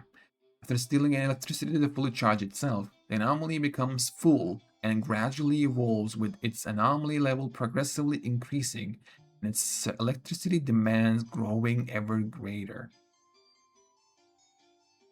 Oh, so it gets better and better and better. More powerful. Eternal lamps collapse when they take excessive damage. If other active eternal lamps are present in the area, they will move to their fallen companions to charge and resurrect them. Yeah, they do that. That's yeah. And you have to defeat them at the same time. Once all eternal lamps in the same area have collapsed, they will simultaneously undergo nullification. This anomaly seems particularly stingy with its stored electricity, strictly controlling power usage with each attack. If its electricity is extracted externally, it will exhibit fierce resistance. Alright. After the anomaly's nullification, power facility damage caused by its behavior will automatically restore. And oh, okay, I take it back. So it's gonna be restored automatically, and the surrounding fog will dissipate. Okay, so it's not that bad.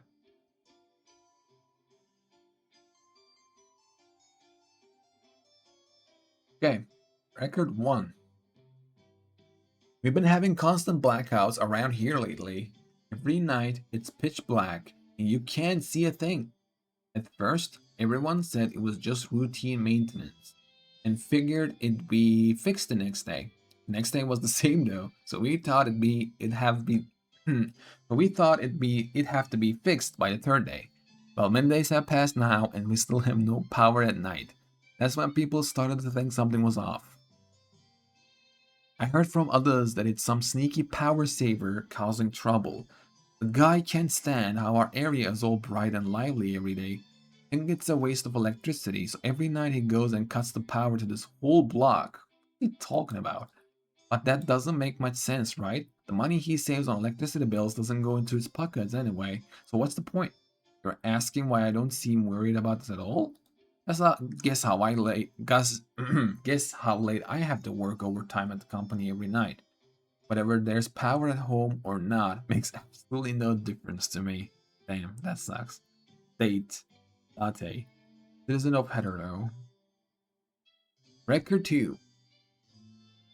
Someday. They carried out an Eternal Lamp containment mission. Everything was going smoothly at first, and the containment was completed quickly. But for some reason I had a momentary lapse in judgment and thought that draining the electricity from the lamp might be safer. It exploded. Good thing there was more than one specimen. Another day, I heard that an eternal lamp escaped from Ziragon Laboratory because of a small-scale power outage at the lab, which temporarily disabled its containment measures. I thought the lab's management was supposed to be really strict. In theory, there shouldn't be any power outages, right? I asked a friend at the lab about the situation, and apparently it was because the eternal lamp consumed too much electricity that the lab couldn't pay the electric bill in time, which caused the blackout. Maybe it deliberately got itself caught just to enjoy the lab's free electricity? I'm glad that the containment quest wasn't assigned to me. I really have trauma from dealing with it. Wow. Another day?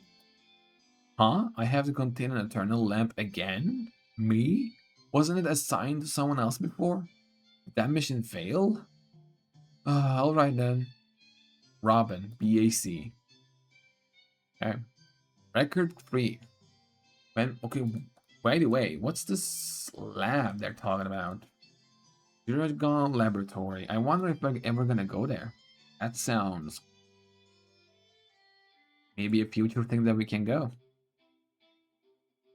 Record 3. When my senior assigned me to Eternal Lamp Containment Quest, they told me it was just a really simple task. I did not think of it much, so I didn't think much of it. By the time I got to the quest location, it was already pretty late, and I figured I'd grab some late night snacks from the convenience store first. When I came to my senses, the whole area was covered in thick fog. Plus, the streetlights were flickering on and off, and some weren't working at all. In theory, none of that should be scary. But I had just watched this horror movie that was also set on dark streets, and remembering those scenes suddenly made me super, super scared. Oh, but I'm not scared anymore. Movies are just movies.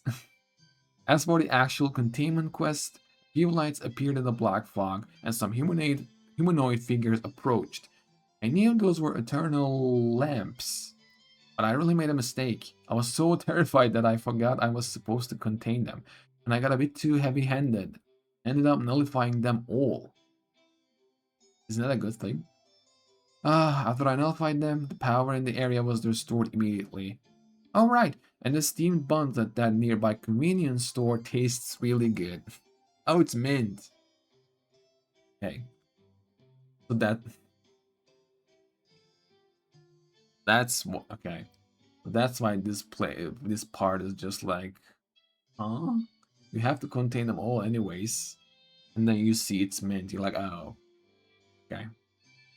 Recorbit open mind skepticism rigor. Colonel lamp is an anomaly that resembles a lamp but is somewhat humanoid, stealing electricity from nearby facilities. This anomaly acts in groups, requiring all surrounding individuals to be defeated simultaneously to achieve nullification. Once nullified, the power outages and facility damage it caused will be restored.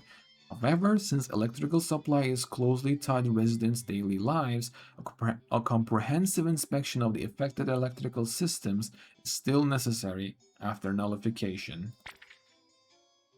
Okay. So there is a way, there is a potential that things can actually stay broken. That is not good. Okay, 24. What was his name? This is not a painting. What you see is not a painting. Class 2. Anomaly type unknown. Anomaly Nexus. Use the optical illusions in the anomalous realm to solve the puzzle. Oh yeah, I remember this. You move the pictures around to fix the puzzle. I remember it because of the door.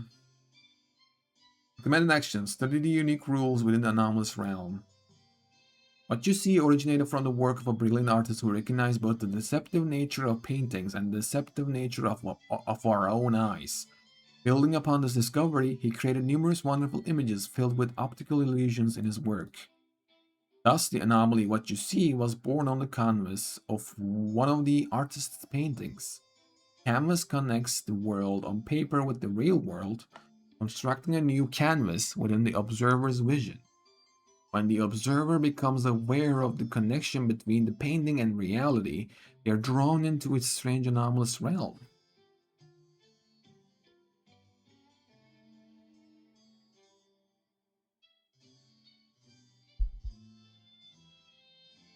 Okay, the artist who originally created these anomalous paintings has passed away. Rip. His works from his lifetime are scattered around the world, and all of these paintings possess anomalous properties. People are often drawn into the anomalous realm because of them. This anomalous realm is filled with bizarre scenery and paintings.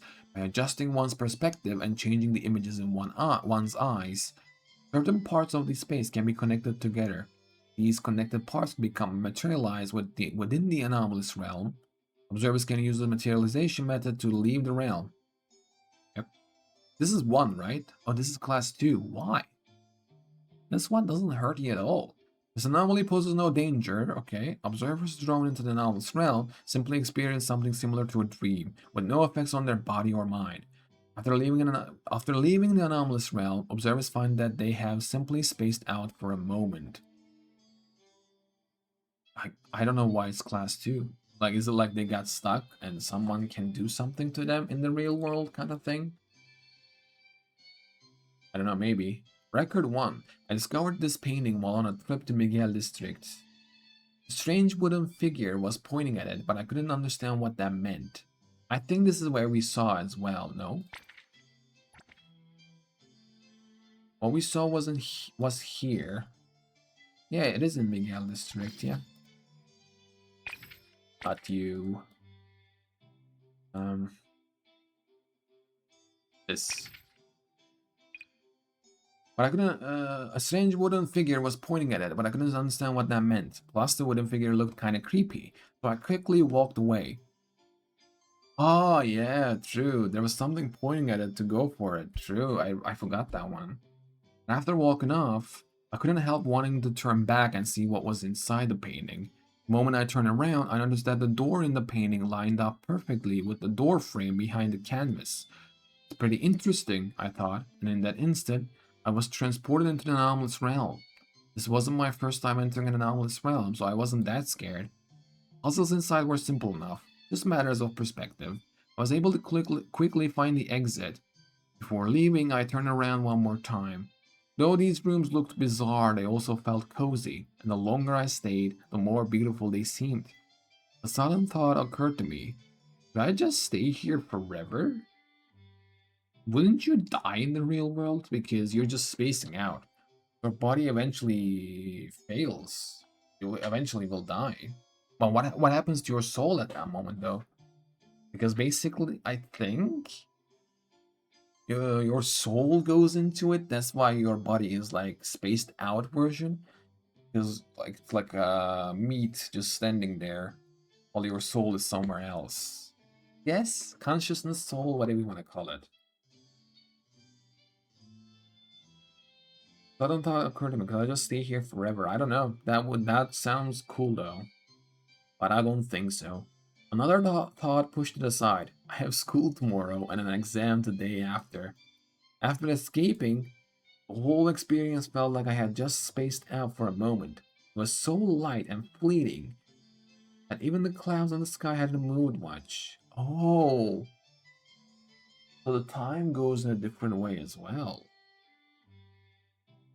What would happen if I really did stay inside forever? Rainy, hetero citizen. Record 2. The wooden lady invited me to see the door to her home, then brought me inside as a guest. Her house was huge with 3 rooms that had suns, moons, and bones hanging in them. Doors were hidden in shadows. Shadows were hidden in light. Light was hidden in eyes. I walked between the sun and moon as they silently invited me to watch them embrace and devour each other. Our shadows followed behind us, but the shadows weren't us. They danced hand in hand, with books and bones beneath their feet. I moved through the gaps, between walls and beams of light just like they did. In my eyes, the massive and the tiny made no difference. The light flattened everything, and my eyes flattened everything I saw too. Then the flattened things overlapped with other flattened things to create a new painting. In that painting, I was free. I stepped onto the flattened stairs and said goodbye to the wooden lady. What's wrong? Why are you looking at me like that? Do these things sound strange? This is what happened to me yesterday. Do you want to go see it? If you want to go, I can take you there. Cornerios, Bureau of Anomaly Control. Hey, the last one, record 3. I seen this painting and entered that strange space. It uses puzzles to convey its concepts. A very unique anomaly. Vision doesn't reflect the world. It tells it. Light that has been reprocessed through neural transmission is no longer the same beam of light. Our vision is just another canvas, and our brain repaints using the pigments received by our eyes. Colors are refractions of light. Forms are reconstructions by the brain. We can never truly see real reality, and precisely because of this, we're born with the ability to seek reality on canvas. Okay. Because we are born with the ability to seek reality on canvas. This anomaly tells us, through its fragmented assemblage, how as fascinating the construction of illusion can be. Scenes and dreams always combine in bizarre and fantastic ways, and within the anomaly, we can achieve this process while awake. Anything that can be visually connected can be combined together. I think that's what the painter wanted to do. Anything that are visually connected can be combined together. This method of combination breaks free from the constraints of an object's essence, allowing them to envision new possibilities through pure imagery. World in an artist's eyes is free. By the way, I heard this artist has quite a few surviving works. Can anyone help me get in touch with acquisition channels? I'd really love to collect one. Name your price. Buddha. Okay. Record with open mind. Lyricism, rigor. Open mind. Let's go with. What you see appears to be a painting. By observing it from a specific angle, you can enter its anomalous realm. Using the same principles and continuously finding the right viewing angles, you can solve the puzzles within and find the exit. Though the artist has passed away, his works continues to influence people. Perhaps the scenes within that anomalous realms are glimpses of his inner world. Probably. I mean, that's how he painted it, you know? Oh, how can he do that though? Paint, like, yep, yeah, he painted it, sure, but putting inside of a paint, anomalous realm. Can you do that, or does that happen? I don't know if the painter did that, or did that just happen because of his like imagination was so wild. I am not quite sure. That is 24, 14 left. I think it's a good time for me to get a break. Toilet break. I'll be right back, and then we'll kind of continue. There it is.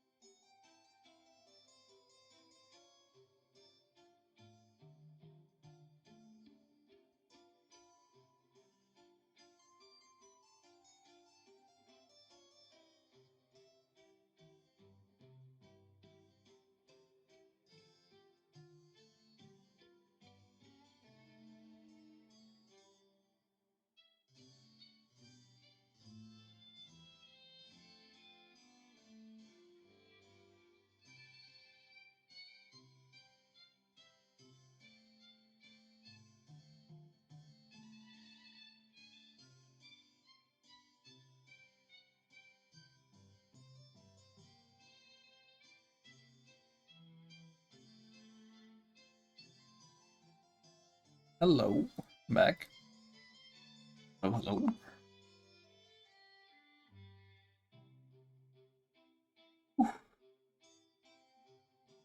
Okay, let's continue. We read these. Yeah, so we're here, right? Yeah. We read 24 of them, which is not exactly 24 because some of them are just a couple of them are the same. So 14 left at least for the. So next one is this plot hole repair project. Class 2, anomaly type bio. Use a fly swatter or insecticide to nullify the anomaly. Once it has constructed an anomalous realm using large amounts of inspiration, you'll need to enter the anomalous realm to pursue it until you recover all the stolen inspiration. Wait, isn't this the same as this one? Oh wait, why is this? Why is this one shining like that?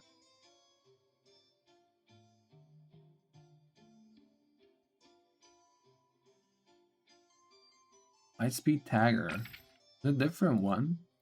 Interesting. I didn't realize this. Was it like this? Huh. Wait, this one, yeah. Reclaim Inspiration. Class 2 Bio. And I Void. This one is called Plot Hole Repair Project. You'll need to enter the anomalous realm to pursue it until you recover all the stolen inspiration. Find a hiding place of the inspiration terminator and nullify it. This bioanomaly resembles flies and other insects in appearance. It typically attaches to the victim's head and absorbs inspiration through his mouth parts. Ew. Okay. That's not... okay. After obtaining a considerable amount of inspiration, it constructs an anomalous realm to hide it. Nullifying an inspiration terminator requires entering the anomalous realm and reaching its hideout. Since the anomalous realm is composed of inspiration consumed by the terminator, its content is often complex, variable, and irregular. Anomaly hunters must adapt on the fly and respond flexibly. After reclaiming the stolen inspiration, the anomalous realm will change accordingly. It should be noted that the rules within the anomalous realm often follow specific logic. Understanding these rules will be very helpful for nullification work. Isn't this the same that we read? It literally sounds the same. Yeah, it's the same, Dolly. Terminators are just still one idea, feeding all the related thoughts. And this is the moderate novelist, yeah. Anomalies aren't usually troublesome, just a quick cleanup. Bondage commissions, okay. Oh yeah, Sonar, yeah, it's the same. And why did I set this in the other one? So I can say different thing to this one. Where is this one exactly?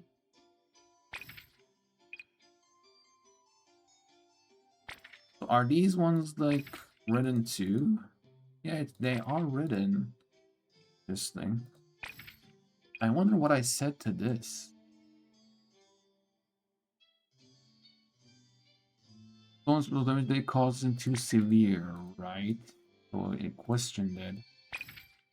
What should we say in this one? Objectivity. Doubt. Oh, I said doubt, right? I guess. Let's go with emotion this time.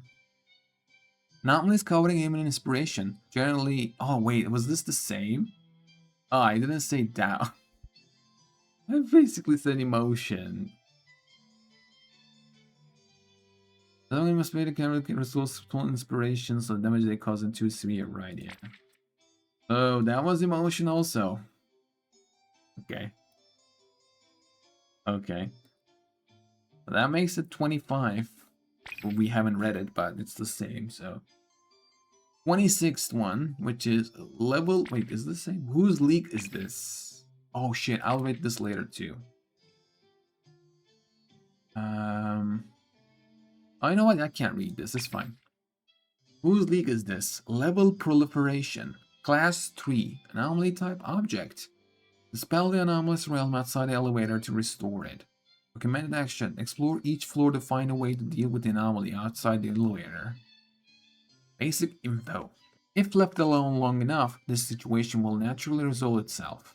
Level proliferation is less of an object anomaly that transforms from a normal elevator, more of a malfunction phenomenon that can randomly occur in otherwise normal elevators. It's less of an object anomaly that transforms from a normal elevator, malfunction phenomenon. This phenomenon causes the elevator to go haywire, unable to reach its original floors, with a high probability of connecting the random anomalous realms. This one was the first person scary one. This shit was... And this wasn't as scary as the other one, but when you were playing it, it creeped me out. But it wasn't that scary, to be fair. It was creepy, because it was first person. Okay. This phenomenon causes the elevator to go haywire and eventually reaches original floors with a high probability of connecting the random anomalous realms. The stairs in the same building remain completely unaffected. As long as everyone in the building commits to taking the stairs instead of the elevator for 1 year, the anomaly will undergo natural nullification. Simple enough. However, the reality is that residents, except those on the second floor, always pull their funds at the first opportunity and post high-paying emergency commissions to the guild. What civilian commissions demand is the swift restoration of the elevator, which requires dismantling the random anomalous realms connected beyond the elevator. This means the approach and difficulty of each operation varies. Okay? So changes. We can have a different level proliferation in the future than the one that we got. Oh shit. Record 1. Don't you think some neighbors have absolutely no sense of decency? Their pipes are broken. Oh no, they're not. But since it doesn't affect their own home, they just leave it be. Meanwhile, everyone downstairs suffers. Murky black water is seeping through the ceiling and dripping down. Disgusting, right? I heard their household habits are terrible. They leave in the morning, forgetting to turn off the faucet. Combined with that pipe they never fixed, is the perfect recipe for disaster. Excuse me. The poor victims downstairs are constantly flooded, the walls are all moldy, and the floors are completely ruined. Tell me, what are these people trying to do leaving the faucet running all day? Go for a swim? Wash their car indoors? Or maybe they're a mermaid reincarnated, insisting on living on land for some deeply moving, tear-jerking reason. If they need that much of water to live, they should just move into an aquarium. Huh? You're asking about an anomaly? What anomaly? Oh, there's an anomaly in the community elevator? I wouldn't know about that. I live in the Villa district.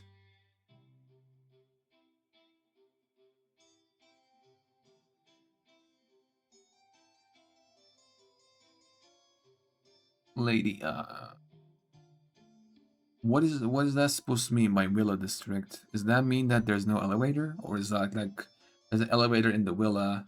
So I don't know. That's okay. This is confusing ending. Chatty auntie, enthusiastic citizen of Hetero. Okay. Record 2. Inquiry feedback record regarding the Bureau elevator anomaly destruction incident. Phone call recording transcript. Guess it happened about 3 minutes before rush hour. No, I wasn't in the elevator. I didn't leave my room. I was just watching the security cameras. Based on my calculations at the time, disregarding other costs, the fastest and most fundamental solution to the problem was to immediately descend the elevator crashing from the top floor to the bottom floor. Destroy it. Because using broadcast to notify people, then sealing off the area and going through standard nullification procedures would have been too inefficient. Sorry, I'm not good at explaining over the phone. I have already put the file on your desktop. Hitchman, cause, txt, okay. Internal note A. So the property damage this time was confirmed to be caused by that shut-in captain. Wait, you actually dared to call them directly? Reply. Once they started talking, their attitude was actually okay, and they answered all the questions. Colonel B, why do you have their number? Reply. I complained to an online friend about it, and they gave it to me. That I could reach the culprit with this number. Pretty impressive, right? Internal note C. Add the follow-up and conclusions. Praxinus needs confirmation. And the reply is, it seems to specifically target elevators, randomly transforming them into anomalous realm entrances. Two solutions. Destroy the anomalous realm the entrance to leads to, or destroy the entrance itself. Normally we choose the former to be safe, but that means taking on the risk of exploring whatever random anomalous realm appears beyond the elevator each time. The time and workload required might not be less than reinstalling an elevator. As for the latter, setting aside the financial loss, as of now, the newly installed elevator in the same location has not exhibited this anomaly again. Internal note D. Reasoning is perfectly organized and the action seems extreme no matter how you look at it, yet the outcome is actually okay. What even is this? Diligent Cleanup Crew, EAC. Record 3. Does anyone else feel an inexplicable sense of awe toward elevators?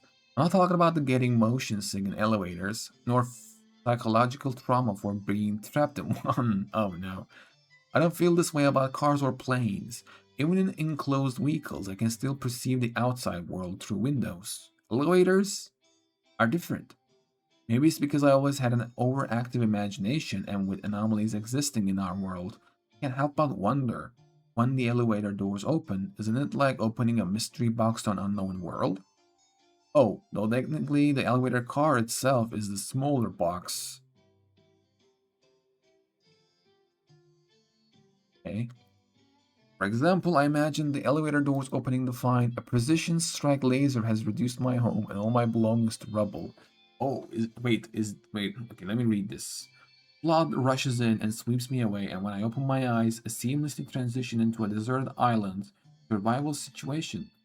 My zombified parents lunging at my face with their gaping bloody maws.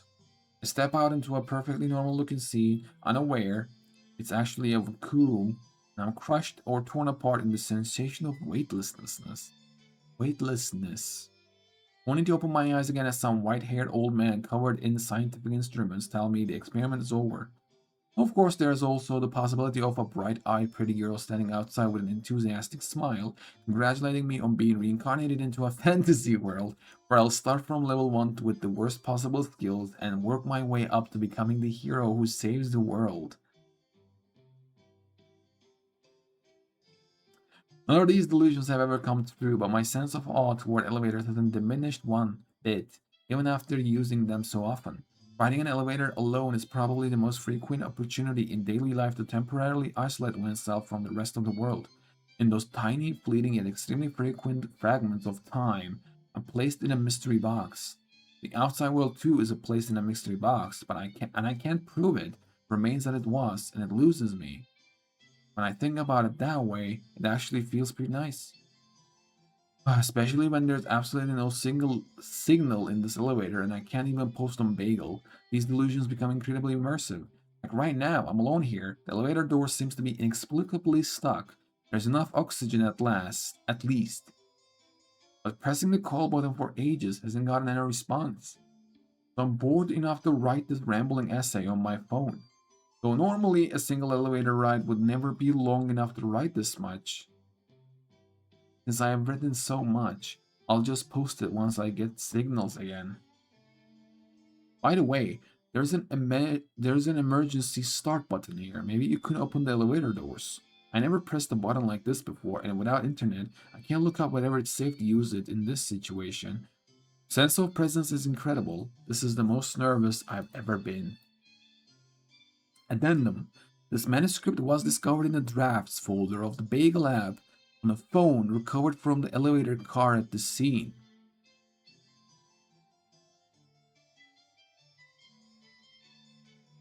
What is an elevator car? Elevator car.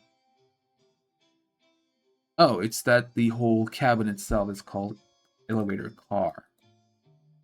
With the whole place. The cab, sling, and the crosshead. It's not just the cabin inside, it's the whole place that you go up and down to. The manuscript was discovered in the drafts folder of the Bagel app on a phone recovered from the elevator car at the scene. No bloodstains or signs of struggle were found inside the car. Blurry footage from the elevator's security camera shows the subject pausing in surprise when the elevator doors opened and cautiously stepping outside. They returned to the elevator approximately 15 minutes later, deliberately left their phone behind, waved toward the camera, and stepped outside the elevator once more. Subjects' current whereabouts are unknown after the level proliferation anomaly manifested in the elevator they were riding.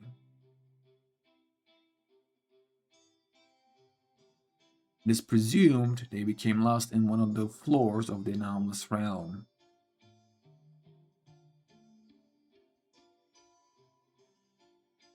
I actually thought that this person, whoever that is, was the actual creator of the level proliferation. Because when you say things out loud, they can happen, right? Like Mousa's Anomaly was one. So I thought that this person, whoever it is, was the one who actually find the level proliferation, but turns out level proliferation already existed. But this person just didn't know. Right? I guess?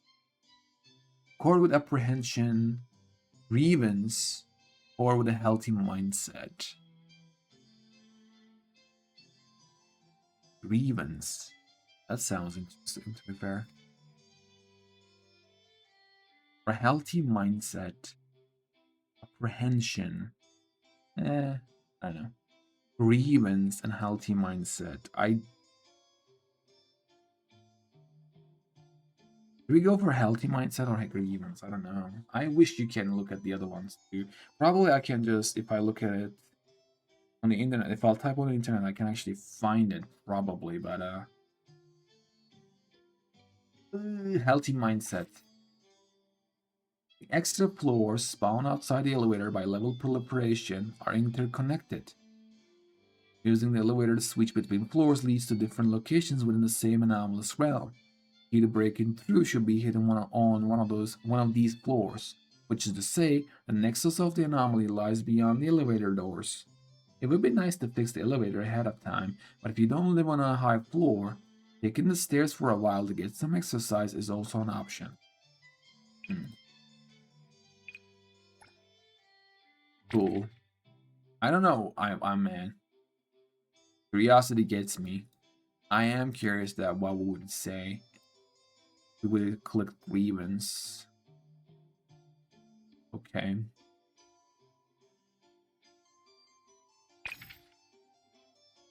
Heavens Forsaken. And change your perspective. I know this one. This is different, but isn't this? Dragon Gate Substitute. This is 2. Idle Ascension. And this one is Heavens Forsaken. Class 3. Anomaly type phenomenon. Assist the Skyfish banner in completing the trial of leaping over the Dragon Gate, regardless of success or failure. Command action. Enable the Skyfish banner to complete the trial of leaping over. Oh, wait, is this the one that you ride over the other building? From top of the one building to the other?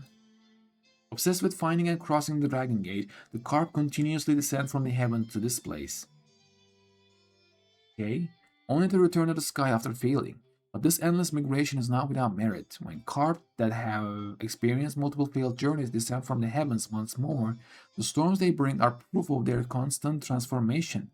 For the people living here, the winds and rains that accompany this migration are nothing if not a potential calamity.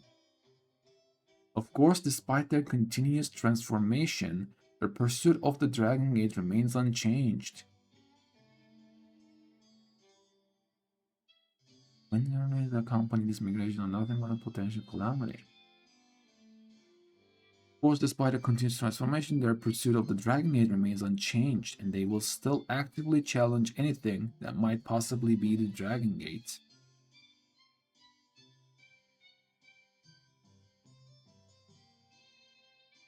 Carp at this stage have an even stronger desire to challenge. When someone rides upon them, they will carry that person to where their companions are located. And regardless of whether the challenge succeeds or fails, the carp will swim back to the sky and disappear.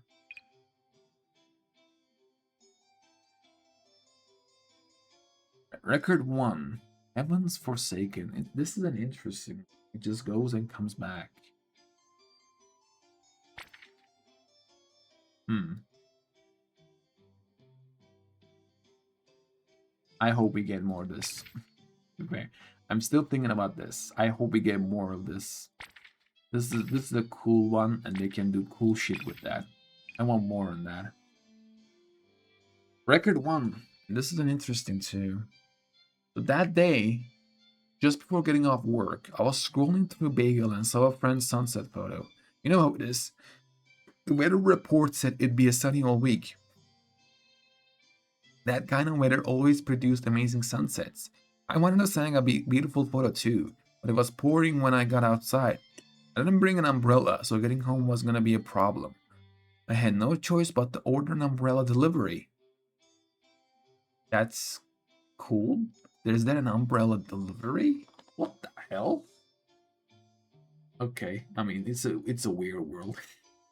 I swore that sunset photo. Maybe my friend isn't even in hetero right now.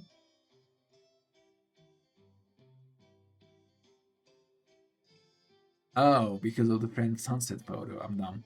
The umbrella arrived pretty quickly, but thinking back on it now, it's really weird. It was raining so hard. So how come the delivery man wasn't wearing a raincoat and seemed completely unbothered? I didn't think much of it at the time though. It's because of this. I get it. Um, I was late, but I didn't think of it much of it at the time though. I grabbed the umbrella, packed up my stuff, and headed downstairs. But when I stepped outside, not only was it not raining, even the ground was completely dry.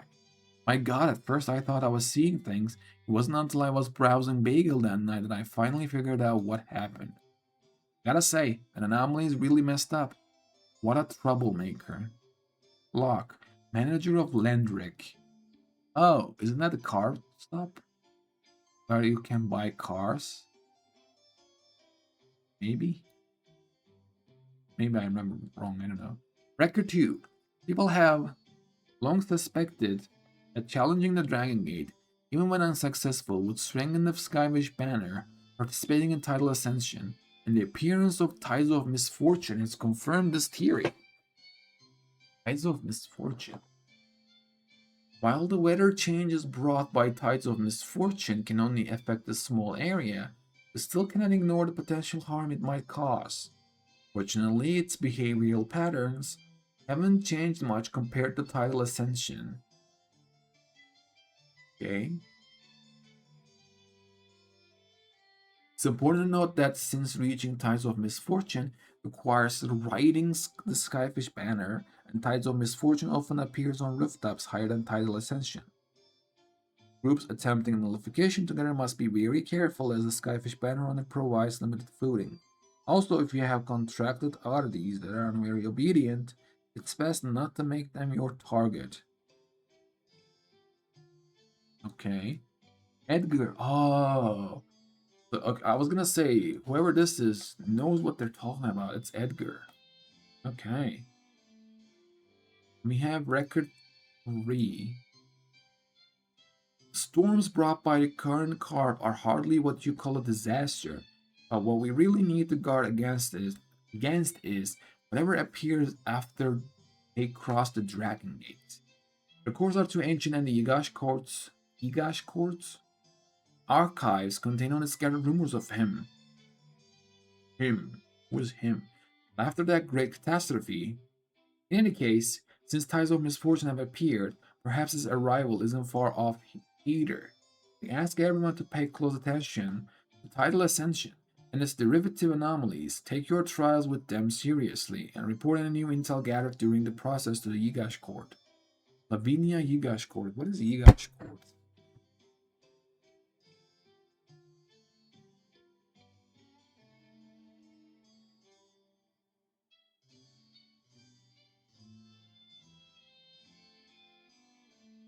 The prominent in-game faction, it serves as a specialized branch division managing ordinary anomaly citizens and oversees a database of anomaly records.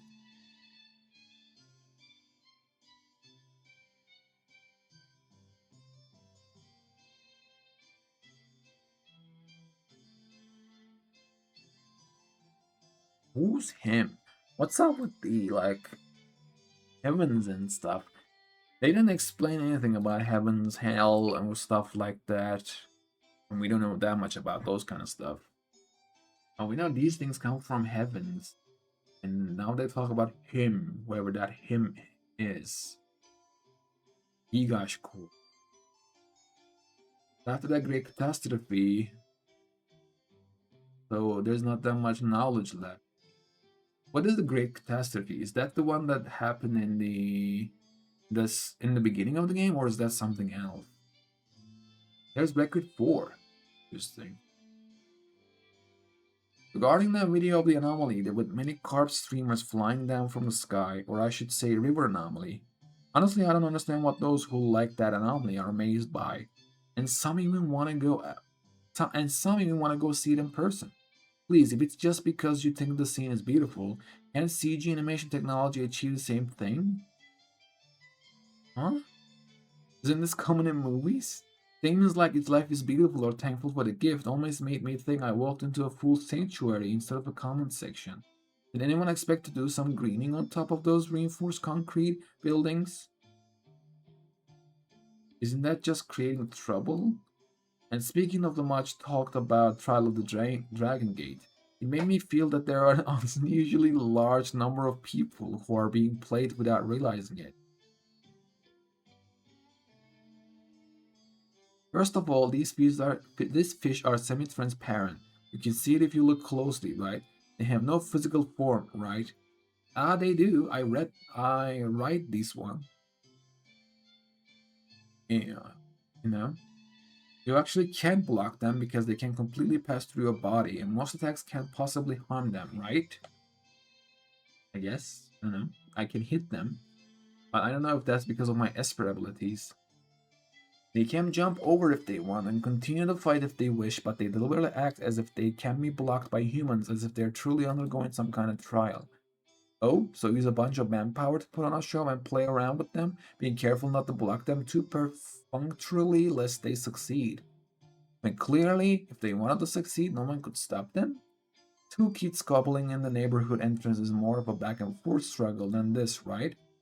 What is this? Is it impossible to understand without explaining it clearly?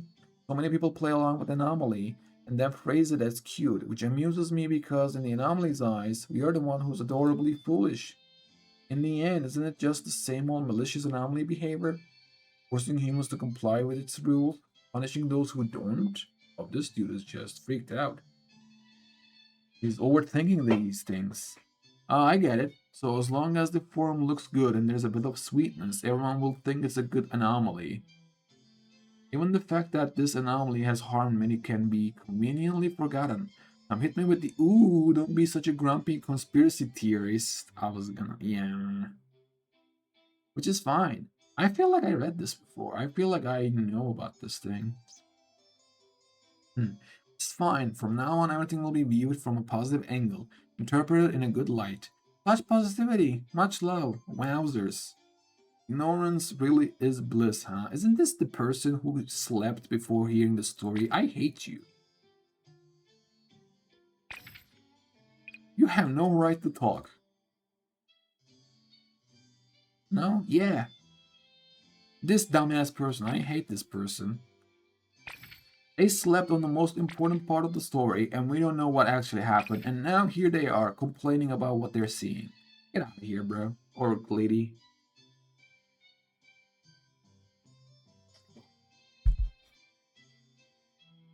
Morbid concern, nostalgia, reflection.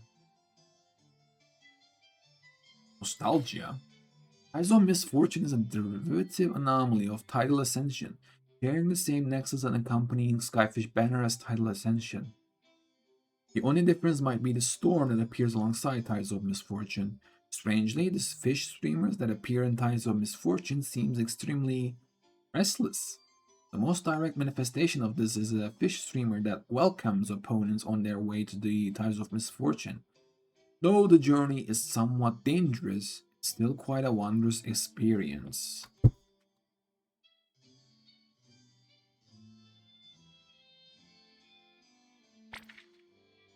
These things look harmless, but they're an interesting bunch, aren't they, huh? Coming from the heavens. Interesting. Okay, next one. Oh, is the bear. Teddy Teddy. That bear cries not. Class 3 anomaly type object. Anomaly nexus friends in Sadie Teddy's heart. Command action defeat him in Sadie Teddy's fairy tale. Another one. Another sad one, actually. Abandoned dolls, if left untreated for extended periods, may transform into large tattered plush toys wearing cloaks and wielding weapons. They mostly appear in secluded areas of parks, playgrounds, and other locations frequented by children. Anyone who enters its territory will be trapped within Teddy's fairy tale, and defeating it is only the way to escape. According to intel from several anomaly hunters, Teddy is extremely aggressive, with its only weakness being the stitching marks on its chest.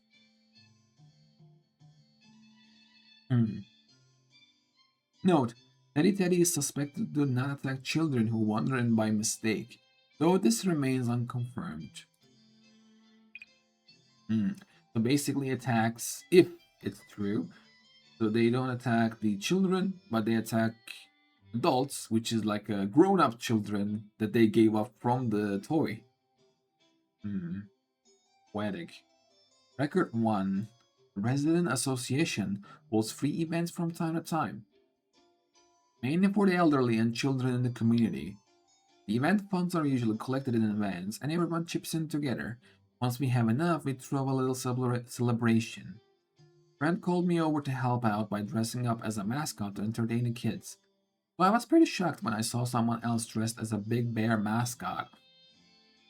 Though, I have to say, even though that costume looked a bit worn with some patches on it, the person moved incredibly smoothly. Clanking of the armor sounded so realistic. Outfit must have been really expensive. The kids absolutely loved him. They all crowded around, climbing all over him, and even after the event ended, they didn't want him to leave. Nobody even wanted the frog balloons I was handing out nearby. And after the event, when I went to return my costume to the volunteers, I asked them how they managed to splurge on such a nice bear costume this time. They told me, bear mascot? There wasn't one. We only hired you. It must have been some kind-hearted person who didn't want to reveal their identity. Oh well, as long as the kids were happy, that's all that matters. So this is kind of confirming that they don't attack children, no? Ark, citizen of Hetero. I'll say that that confirms. Record 2. Hashtag my childhood friends. Thanks for the invitation. When I came across this topic, I happened to be cleaning up at home and stumbled upon my childhood diary. One of those expensive password journals from the corner store back then. I couldn't remember the password anymore, but since so much time had passed, the plastic casing of the lock had become very brittle and I pried it open easily.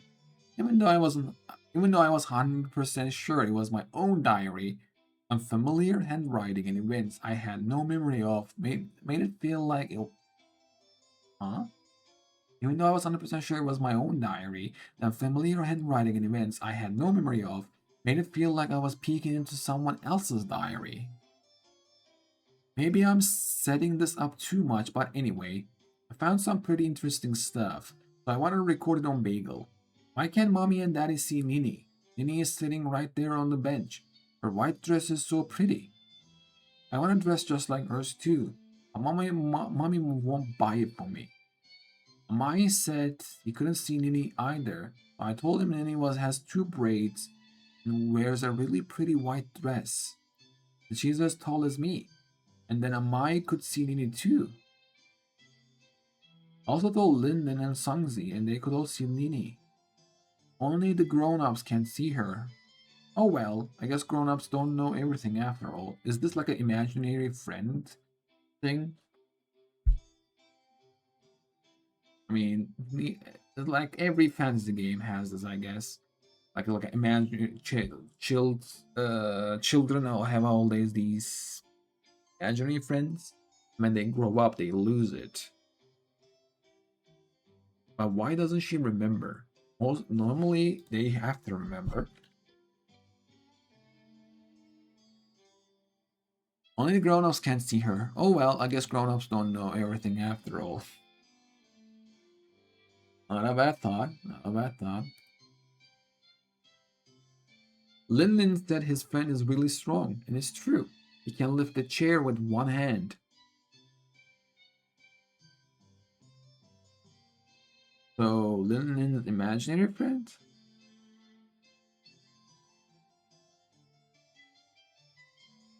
He can lift the chair with one hand. My friend is a bit shy, but is feeling. Oh yeah, this is an imaginary. Okay, imaginary friend. Okay. So Sadie Teddy is an imaginary friend as well.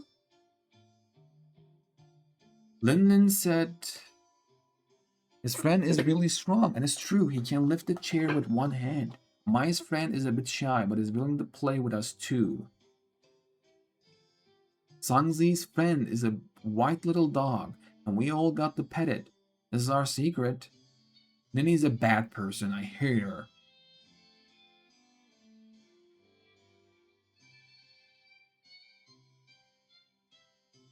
Me.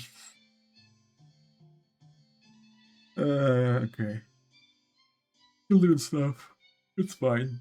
Nini's a bad person. I hate her. Then Nini gave me her little bear toy, and we made up. Linden can't see Nini anymore. I told him Nini is right next to me, and he said I was lying.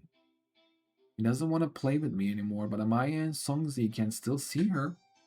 So I don't want to play with Linden anymore either.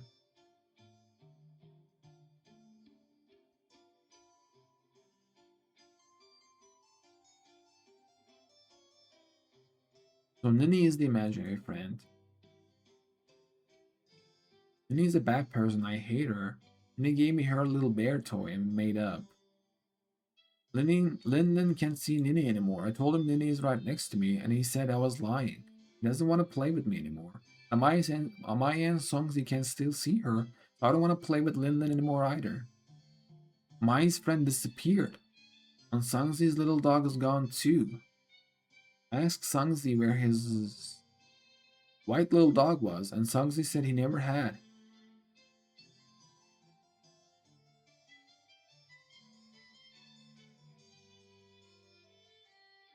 Uh, this is this is trippy. Mai's friend disappeared, and Sangzi's little dog is gone too. I asked Sangzi where his white little dog was, and Sangzi said he never had any white little dog.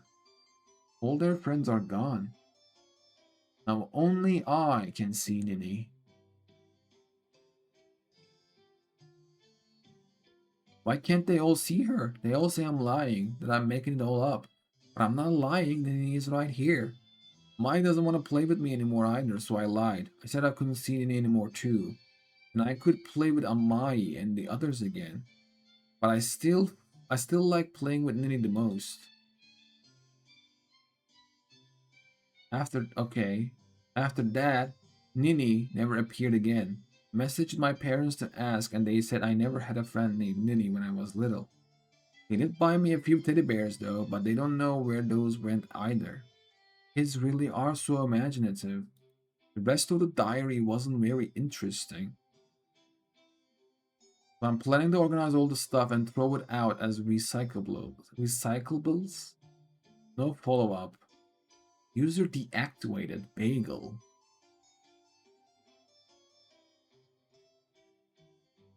Okay. Well, this feels like more than Sadie Teddy. This is more like a imaginary friend, because Sadie Teddy is not imaginary friend. It feels like they had imaginary friend and disappeared.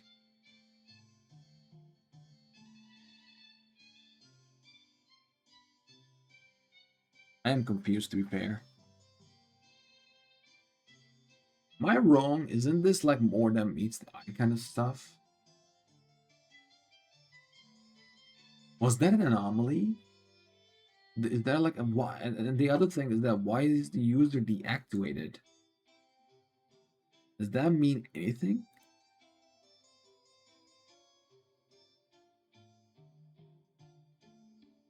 So they had imaginary friend, and then imaginary friends disappeared. I don't know why. Maybe they because they grow up. And then not only they disappeared, they forgot too.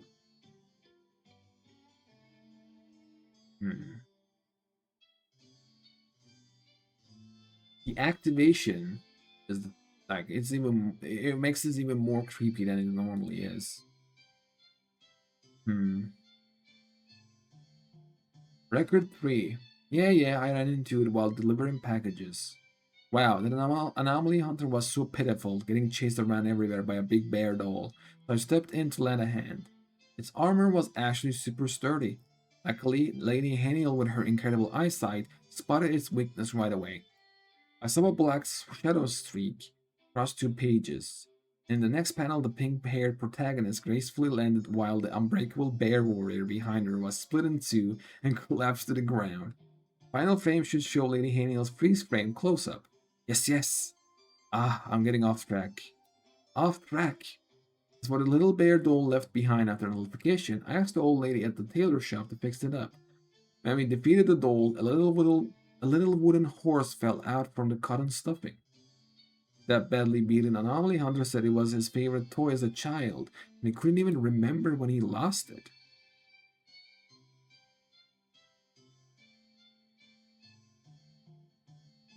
Oh, wait a second. But this kind of changes things.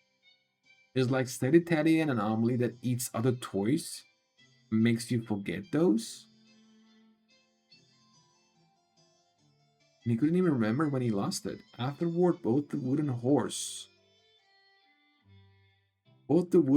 toy and the little bear doll were sent to Bureau of Anomaly Control for testing. The results showed that they weren't anomalies at all, just ordinary toys. I rather returned the little wooden horse to that anomaly hunter.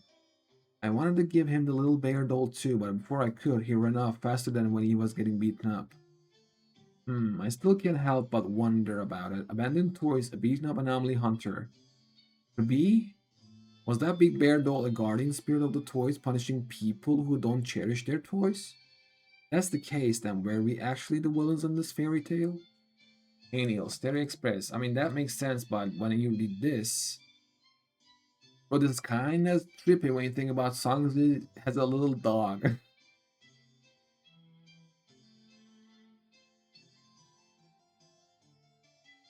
So Amai said he couldn't see Nini.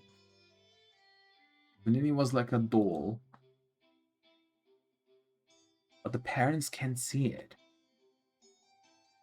So it's not just like disappeared because like everybody could have seen it and then disappeared because Teddy eated it.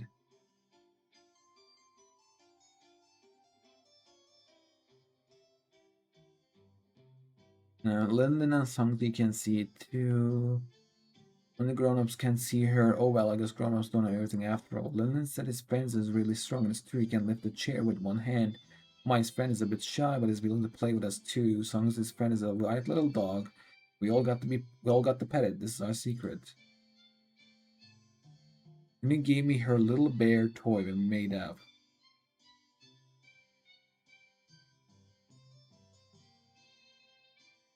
Who the hell is Nini then? I thought it was a doll, and then it might be a little bear toy. Lyndon can't see Nini anymore. I told him Nini's right next to me. He said I was lying. He doesn't want to play with me anymore. But Amaya and Songzi can still see her. What, Lyndon's friend has disappeared also? They don't talk about Lyndon's friends. Maya's friend disappeared and Songzi's little dog is gone too. And I saw Songzi where his white little dog was. Songzi said he never had any white little dog. All their friends are gone. Or now only I can see Nini.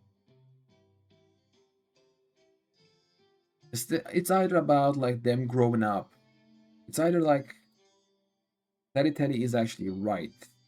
that they grow up and they forget. And Teddy stole them. Stole it, not stole. Teddy stole those toys to keep it safe. And then at that point, because of the Teddy anomaly, they forget. Or Teddy is jealous, maybe, and eats it, and that's why they forget it. I don't know. But the whole my parents can't see it either feels kind of like, yeah, you grow up and you forget your imaginary friend kind of thing. Core with intrigue, positivity, objectivity, intrigue. The exact time of Sanitari's birth is unknown. It collects all the forgotten dolls and places them inside its damaged cotton heart. With high attack and high defense, Sanitary is like an undefeated guardian from the stories, only the old wound on its chest serving as its Achilles heel. Who exactly stitched up this old wound for it? That's a fair point. So I guess that Sanitary is just finding all these abandoned toys and protecting it. I guess, no? This is sad, man. It makes me think that all the toys I just throw away. I had around, I had a lot of cars that I play around. All of them are just in the trash, probably destroyed. It's trip, yeah, it's sad. Thinking about it, it's sad. Hmm. 28, 10 left. Now I'm in the dark, bro. Yeah. Let me open some lights. Guys. There we go. Work.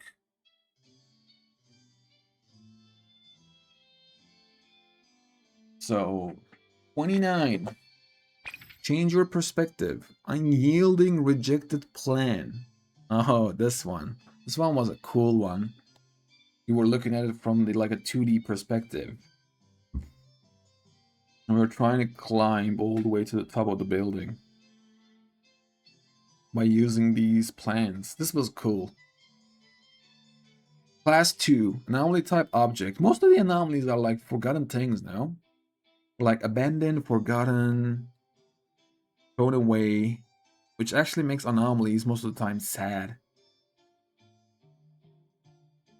Class 2, this is just another one. Class 2, anomaly type object. Anomaly nexus. In the anomalous realm, collect all the blueprints scattered throughout the building. Recommended action. Touch the floating blueprints and explore the anomalous realm. An object anomaly originating from discarded engineering design blueprints, capable of floating and moving through the air with autonomous behavioral abilities.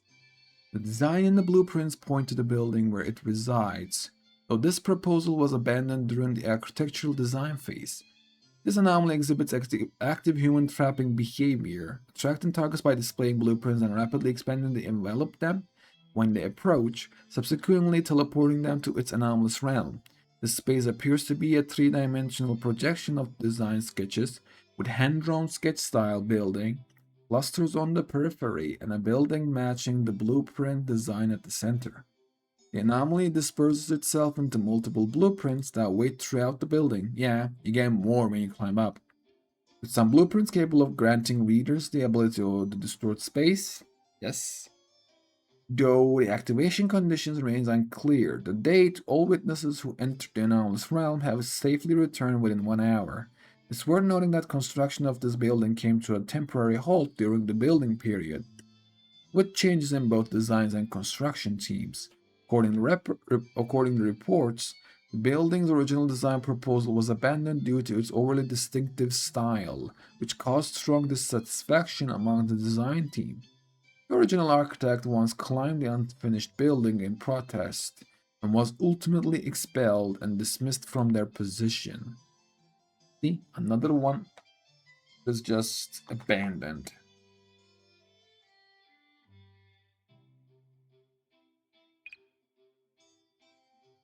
Record 1. I'm the guy from that construction site.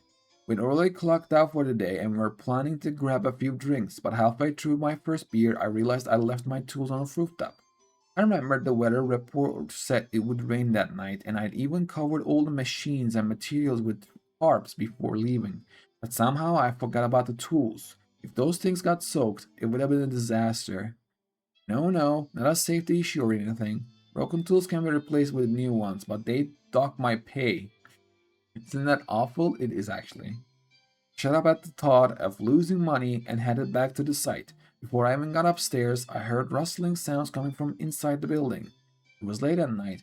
The safety inspector had gone home. My co-workers were out drinking. The security guard had just been dozing at the gate. But who could it be? Come on, take a guess. How was I supposed to know it was an anomaly back then? Of course I thought it was a thief. Back when I was younger, I'd seen plenty of crooks sneaking onto sites to steal metal. What? I never did that myself. You better write that down clearly. Don't let this commission get out there and cost me my job. Sure. Seriously though, I was pretty scared, so I grabbed a water pipe and carefully crept closer. Turns out it was this huge newspaper or whatever it was. Report. I was still wondering what the heck it was when whoosh, it spun around and wrapped me up. Next thing I knew, whoa, like something out of a dream, all the buildings around me had turned black and white. There was this big building in the middle, looked like the one we were working on, but not quite right. Facade had all these messy illegal structures striking out, just floating there in midair. If the safety inspector saw that, he'd probably faint. Climb? Are you kidding me? That structure looked completely unstable. Besides, I remembered what the guys had been talking about while drinking. There's this legend about an anomaly on the construction site that drags people into its lair. And if you just stay there and don't do anything for a while, you can get out. So I just wandered around for a bit, and sure enough, I got out. But what I didn't expect was that when I came out of the anomalous realm, it was already pouring rain outside. No, they didn't dock my pay after all, since I got caught by an anomaly. According to regulations, I wasn't liable for damages. I still got a good scolding. Huh. John, Orichalco's construction worker. Okay, record 2. Interview me. I didn't realize the Kolichi's reputation had spread so far already. Huh? That's not what it's about. Oh, you mean that building? I didn't wander over there last week and ran into this annoying anomaly. Right, the one you mentioned, that pile of messy papers. I just finished some super crispy mackerel at Noetic Bridge and wanted to find a building for some 360 parkour. Oh, is that like with the motorcycle she had? Perfect for digesting while enjoying the scenery. So I set my sights on that construction site. Hey, don't worry about how I got in. Anyway, I just wandered around the building for a bit, and when I reached the rooftop, that's when I bumped into that anomaly. At first, I thought it was something like that cheddar flyer, so I went to see what was written on the paper. Before I could get a good look, it suddenly lunged at me and pulled me into the anomalous realm. Huh, no manners at all. What was it like inside? Just a similar building. Oh, I remember now. Doing parkour in that building inside the anomalous realm was way more interesting than outside. Its exterior walls had all sorts of weird stuff on them, like obstacles set up just for me. As the Ichidaime of the Kolichis, how could I refuse a challenge after receiving such an invitation? Well, I did run into a little trouble. I finally managed to climb to the rooftop, but apparently that didn't count. I had to collect all the blueprints that thing had scattered around, and when I got them, I couldn't understand what was drawn on them at all. It did chatter on about something, but I couldn't make heads or tails of it. Anyway, I eventually got sent out of that anomalous realm, which proves I completed the challenge. Right, that's exactly what happened. Anomaly, Ebon Antique Shop. So no one completed it other than me, huh?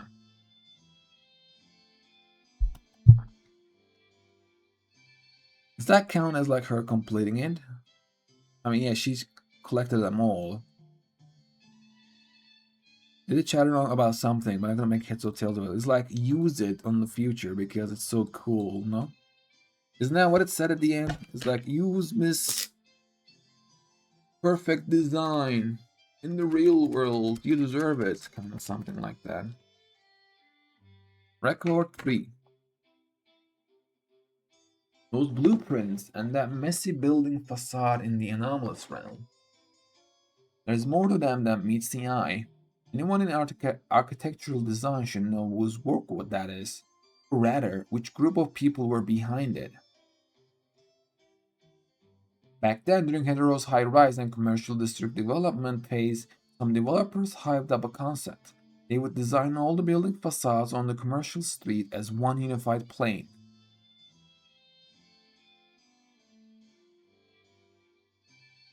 allowing them to project massive advertisements.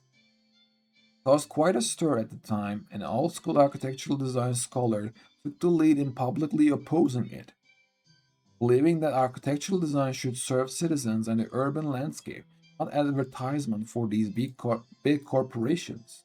It's normal that you don't know about it after all. It's normal that you don't know about it.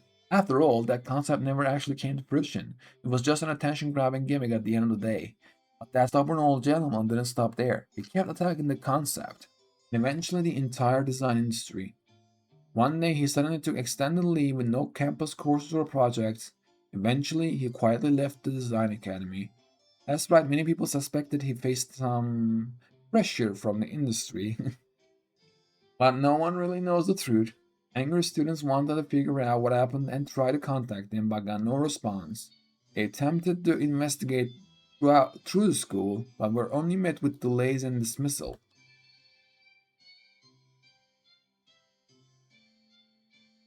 And in the end, they found an envelope that hadn't been taken away, stuck in a gap in the scholar's office desk drawer. Inside was a roughly sketched design drawing, showing the entire commercial street with every building's facade covered in uneven, unsightly structures. Even the worst designer wouldn't do something like that.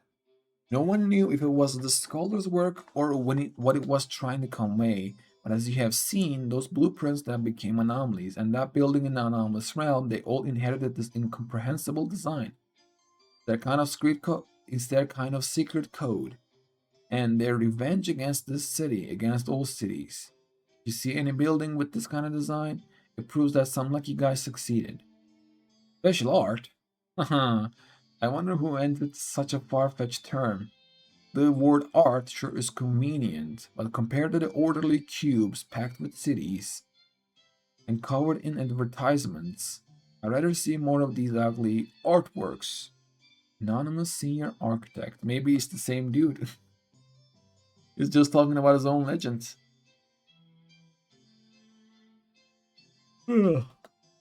Interesting. It was just a protest, huh? Corporate speculation, teasing objectivity. Speculation. An object anomaly originally composed of abandoned building blueprints. It operates near the construction site where it first belonged, pulling approaching humans into its anomalous realms.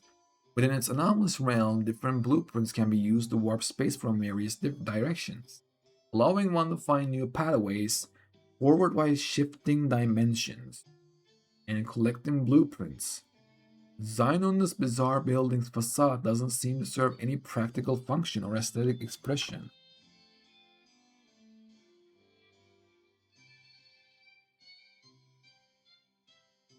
Okay? But rather appears deliberately crafted to disrupt the smooth building surface. Maybe someday in the future this will actually evolve into an art style.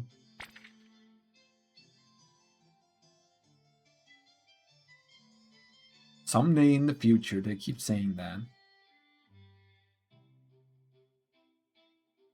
Change your perspective.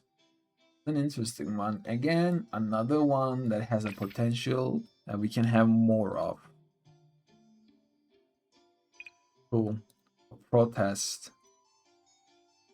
I do really wish that we can get these, like a conclusion of these anomalies. It's like, why did it happen? How did it happen? Who did it? You know, that kind of thing. I really do hope that. Okay, and now we have like a bosses. And then the three cool ones in here. Nameless Hospital, Lonely Player, and Rhythm Master. Kindness, Hard to Refuse. Class 3, Anomaly type phenomenon. Anomaly Nexus, End the Banquet. Recommended action, tear down the cardboard castle. For activation, this anomaly appears as a massive golden wax seal, typically resting stationary on flat street surfaces. Any human who accidentally makes direct contact with the wax imprint will be transported into a pop-up book-style anomalous realm and attacked by its core entity, Cardboard Castle. This appears to be some form of overly forceful invitation, and it's clear that the expired invitation has no understanding of proper hospitality. Cardboard Castle employs spring-loaded streamers, red carpets, and cardboard weapons to launch simultaneous attacks from multiple angles, while it appears similar to ordinary corrugated cardboard. Its hardness, elasticity, and unit weight far exceed normal paper products, making its destructive power considerable. Though the cardboard castle possesses significant attack power, its mobility is inversely proportional to its strength. Maintaining sufficient distance from the cardboard castle allows one to escape an anomalous realm independently. Once the target flees, the anomalous realm will temporarily close and revert to its harmless golden wax sealed form, awaiting the next innocent passerby. Given that its duration is indefinite, waiting for natural nullification is not advisable. Capable anomaly hunters can completely nullify the expired invitation by thoroughly tearing apart the cardboard castle. After nullification, the wax seal will burn itself out completely, leaving behind a treasure chest at at the original location. Like a team-wise, I guess. The origin of this treasure chest remains unclear in current research. One mainstream and imaginative hypothesis suggests it may have been the party favor originally prepared for the banquet guests. Okay, now we have the records. Hmm.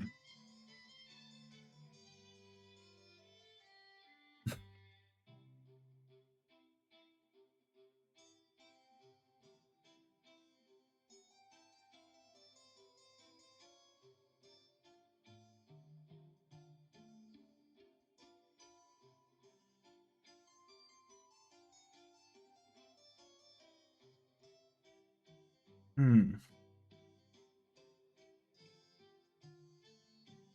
But to be fair, my stomach is blah, blah, blah.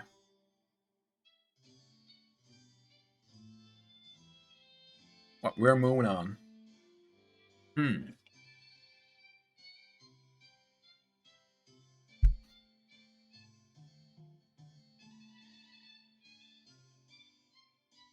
Kindness, hard to refuse. Record 1. Do I have to fill this part out too? Alright then. So here's what happened. I'm an artist and I usually dabble in street art. Lately, the Bob been causing quite a ruckus. They taken over all the graffiti walls I usually go to. Is this the side quest that I did? You know how it is. The Bob aren't as reasonable as my artists. They're really aggressive.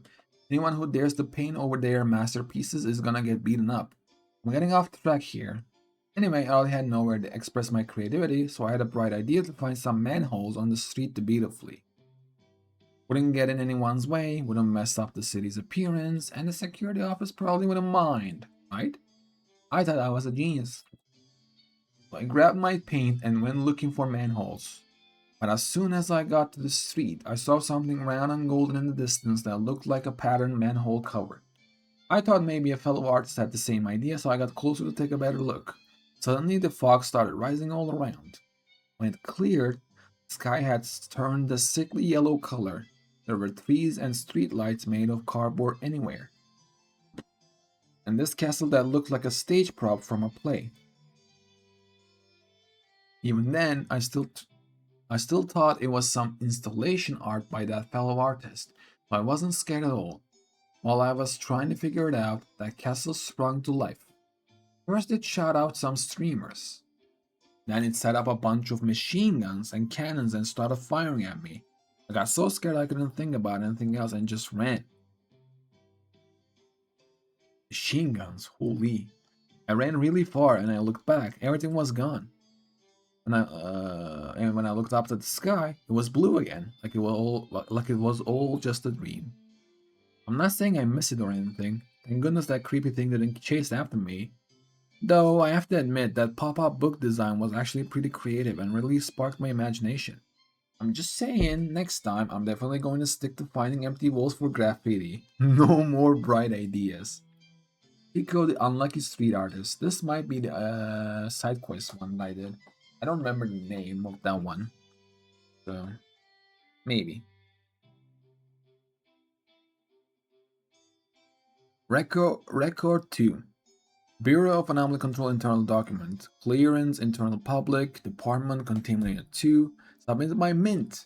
Review report on failed containment of expired invitation. Incident occurred during today's containment anomaly C1704. Expired invitation, and it's all Mint's fault. After receiving a citizen's distress call, Mint's team immediately arrived on scene and entered the expired invitation's anomalous realm. We prioritized ensuring the safety of the trapped citizen, then prepared to contain the anomaly according to protocol. Following the new containment safety protocol, we had prepared the containment vessel in advance while weakening the anomaly. Min saw those two paper streamers swaying back and forth and suddenly felt this irresistible urge and lunged at them. By the time Mint came to her senses, those two streamers were already torn down, and the anomaly was directly nullified. We had no choice but to bring back the treasure chest it left behind at the bureau. It's currently placed in temporary containment, scheduled to be processed separately as an anomalous derivative ladder. So that's why they don't wanna. So that's why they don't wanna contain it, like nullify it completely, because they want like a research about it, huh? Scheduled to be processed separately as an anomalous derivative ladder. Looking back, it's still really strange. Why did that happen? Does this anomaly also have had mental control abilities? Mint definitely wasn't asleep when reviewing the materials. Anyway, Mint feels deeply guilty about this mistake and formally apologized to the other team members. Mint is sorry. My teammates operated completely according to protocol during this containment operation. Mint requests that only my salary be docked. Team member opinion 1. The salary is a minor issue, but next time let's not assign Mint to containment quest for anomalies with colorful dangling objects. Team member opinion 2. Also try not to assign her the quest with yarn balls. Haven't read that yet. I haven't read that yet. Mint. Bureau of Anomaly Control CSU2. Record 3. I'm not here asking you to deal with anomalies. I'm an anomaly hunter myself. Don't let my current appearance fool you. I got several rookies under me. Oh my god. Sure, they're pretty green, but for this level of anomaly, why would I need to ask the Bureau for help? You heard of the expired invitation anomaly, right? I first encountered it about 4 or 5 years ago. I was new to the business back then, and my luck wasn't great. I'd gone several days without any work. My account was nearly empty, and I was about to go hungry when I saw Yelp post a new commission. I didn't even think twice before accepting it. When I got to the quest location, I realized this thing was incredibly tough to deal with. My skill level back then wasn't nearly enough to handle it. After getting beaten and having to flee embarrassingly several times, it actually sparked my competitive spirit. Luckily, this commission had no time limit, so every day I'd have taken down a few small fry to earn meal money and spend the rest of my time studying the expired invitation. After messing around with it for over half a month, I finally discovered the true purpose of expired invitation. Think about it. Touch it and you enter the anomalous realm. Enter the realm and you get swarmed. Escaping isn't that hard though, so there's no real risk. After you escape, it turns back into a wax seal, but the next time you go there, it triggers again. Isn't that just an indestructible self-repairing target dummy? Perfect for practice. Once I figured this out, I managed to convince the original client to let me keep it and rent it out to rookie anomaly hunters as a training tool. Business was booming. The funds it earned me far exceeded the original commission fee. Every day, rookies would come to rent this expired invitation from me. Sure, they'd always tease me saying if there really are demons in this world, every demon would have your tattoo on them. But I was really broke. Wanting to make money isn't shameful. So my request, I always say, I don't want to identify the anomaly. I just want to ask around and see if you know where there might be other expired invitations. Wow. So she can sell more? Or he? I don't know who Weirmaker is. I don't remember. I just want to ask around and see if you know where there might be other expired invitations. A couple days ago, some rookie accidentally nullified the one I was renting out. Now everyone can't use such a versatile and cheap practice tool. So Hey, I wasn't finished talking yet. Accord with introspection or with wit, conjecture. Introspection. The inspired invitation typically lures visitors deeper with a harmless facade resembling a children's book, only to suddenly strike when they approach. It's like a dangerous trap, but one that lacks the patience to wait for prey to become deeply ensnared and unable to escape, eagerly wanting to bare its fangs instead. Behavior might be more like an emotional outburst, unless the cardboard castle at its core is destroyed the achieved nullification. These farce-like banquets will continue endlessly. After the expired invitation undergoes nullification, the wax seal burns itself away, leaving only a treasure chest behind, like an ill-timed gift. This ill-timing itself seems to be a silent question. Is this ultimately a premeditated revenge, or is it a stubborn soul's regret and reflection on the reasons that caused the absence during this long wait? The answer is no longer reachable. Oh boy. Teasings. Okay, next one, we have this. I don't know how long this is.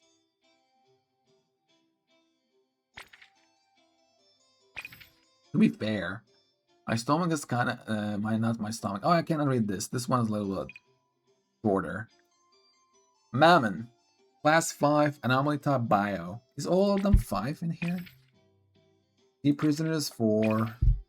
Mammon is 5. Blow the Lost is 4. Tale is 4. Book of Post Adolescence is 3.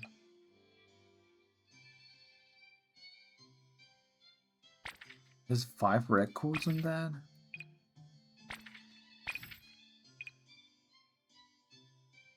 Okay. We have 8 left to read. Let me read Yarn Ball or Fonts. Mammon, class 5, anomaly type bio. The only class 5 one, actually. Right? This one is 4. This one's 1. This one's a question mark. To be fair, this one might be even more dangerous. I don't know. There are some stuff in there that is... Oh boy. Anomaly type bio. Satisfy Mammon's desires. Command action. Comfort Mammon with a yarn ball. Mammon can smell the scent of greed, and the stronger desire, the more it's drawn to it. Wars sparked by greed were once Mammon's favorite entertainment. In today's city, even desires only worthy of being called mere snacks are hard to come by. So Mammon turned its attention to the wealthiest Dvorak family, and the richest cat in the Dvorak household, Ladon. Ladon? King Ball's Bank and the Gold Apple Collection Hall became the two places where Mammon appears most frequently. Mammon possesses tremendous destructive power and can easily cause massive property damage. It's generally believed there are 2 ways to achieve temporary nullification of Mammon. First, satisfy Mammon's current desires, including but not limited to fish snacks, yarn balls, phones, etc. Second, forced nullification. Record 1. This cat is pretty famous in our pet lover group. Cat, okay. At first we all thought it must have an owner, since stray cats are rarely this clean, not to mention all those shiny accessories it wears. One of our group members works in jewelry, and he said any single gem from that collection could buy you a large open flat in Central Miguel district. Here's the weird part. Lots of us have seen it while feeding strays. It has a pretty good temperament. Won't let you pet it, but doesn't bite either.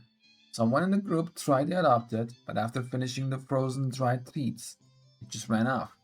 Couldn't even catch single whiskers. Whenever I encountered it, it's been pretty bossy. It always eats up all the fish snacks I bring, and rubs against me, demanding more. Maybe it became a stray because it just eats too much. Lucius, hetero citizen. Record 2. This is the 63rd time I've encountered Mammons since joining Ping Paul's bank. Recently, Mammon's average appearance frequency in the Dvorak family territory has increased by 103% compared to last year. Oh shit. So the greed increased that much? Once Mammon appears, Ladon shows up too, and then they start fighting. Two cats just start attacking each other. Generally, Ladon-related matters are handled by Kulinsa from the Dvorak family, and Anomaly containment follow-up affairs are managed by the containment unit, Mint, the Bureau of Anomaly Control. This commission was taken on by the anomaly hunter Nanali from Avon. Whoa, there are so many cats in this city. Oh, no, yeah. Both of them are cats, yeah, it's true. Chiz, Pink Balls Bank. J. I'm Commentator J. Today's contestants are once again the unaffiliated Mammon versus the Great Lord Ladon of the Dvorak family. Tommy, looking at the current match records, out of 134 total matches, Mammon has only won 27 times, barely reaching a 20% win rate. J. But the initiator of this tournament is still Mammon. What commendable courage! Tommy, without further ado, let's turn our attention to the air arena. You can see Mammon making the first move. He's using Devour. With a conservative estimate of 1 million funds and losses for Ladon's side. J. What will Ladon choose? Heavy weapons fire suppression? Ladon use money power. It's super effective. Tommy. Mammon still chooses Devour. A very effective counter strategy. Looks like force suppressions won't work. J. Ladon once again is choosing to use money power. Oh my, numerous anomaly hunters have arrived on scene. Super effective. Tommy. Now Mammon's side, still devouring. J. Ladon used money power. Mammon used devour. Ladon is money power, devour. Money power, devour. Money power. Mammon is devour. Oh wait, Mammon is nullified. The match is decided. J. What an exhilarating battle. I hereby declare that the 7th annual Hetero's Strongest Kitty Championship is once again defended by champion Ladon. Also, is Ladon a cat too? Cat lookalike? J. Finally, thanks to the Dvorak family, Dvorak Pink Paws Bank, Dvorak Gold Apple Collectional, and Dvorak Foundation, and Ladon personally for their generous support of this program. Tommy, I'm Commentator Tommy, and I'm Commentator J. See you at the next match. Everything's a tournament. Record with joy. Mammon is always restless and agitated because the desires in their heart remain unsatisfied. Even if they were to devour the entire vault of Pink Paw's bank, it still wouldn't fill the chasm of greed, and at most would only lead to a temporary slumber. Mammon is obsessed with seizing Ladon's treasure. In a way, Pink Paw's bank is really just Mammon's scratching post.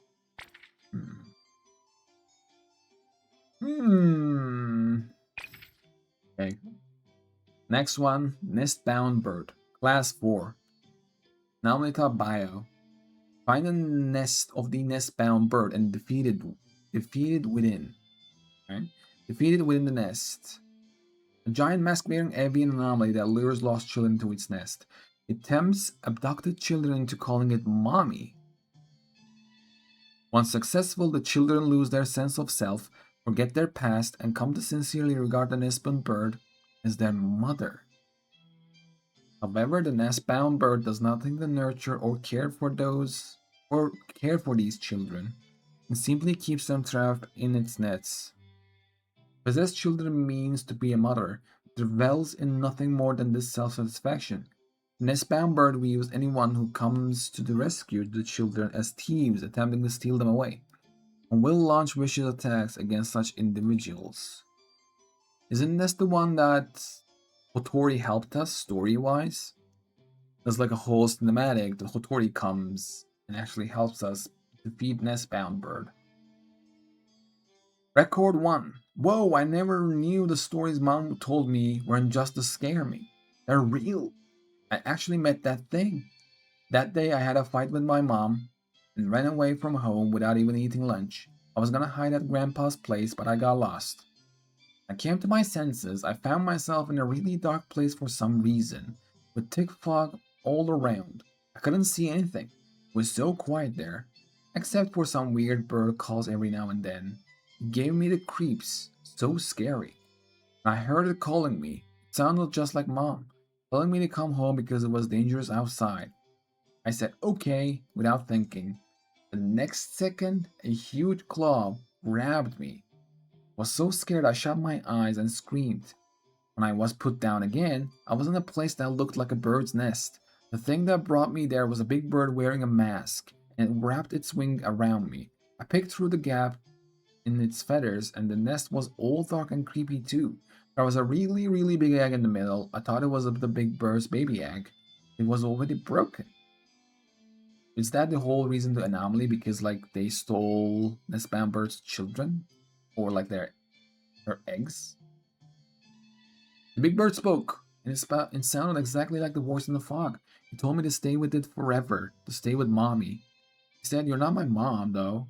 And he got really angry. Suddenly, someone burst in from outside, so I shouted, "Save me!" He rescued me and even gave me some mochi to eat. Mochi was cool, but it was yummy. Hmm? What happened in between? He told me not to look because I'm just a kid, so I didn't. I'm a good kid. Sure. Who is this, though, the one who helped? Mochi was cool, but it was yummy. Mochi. Who loves mochi?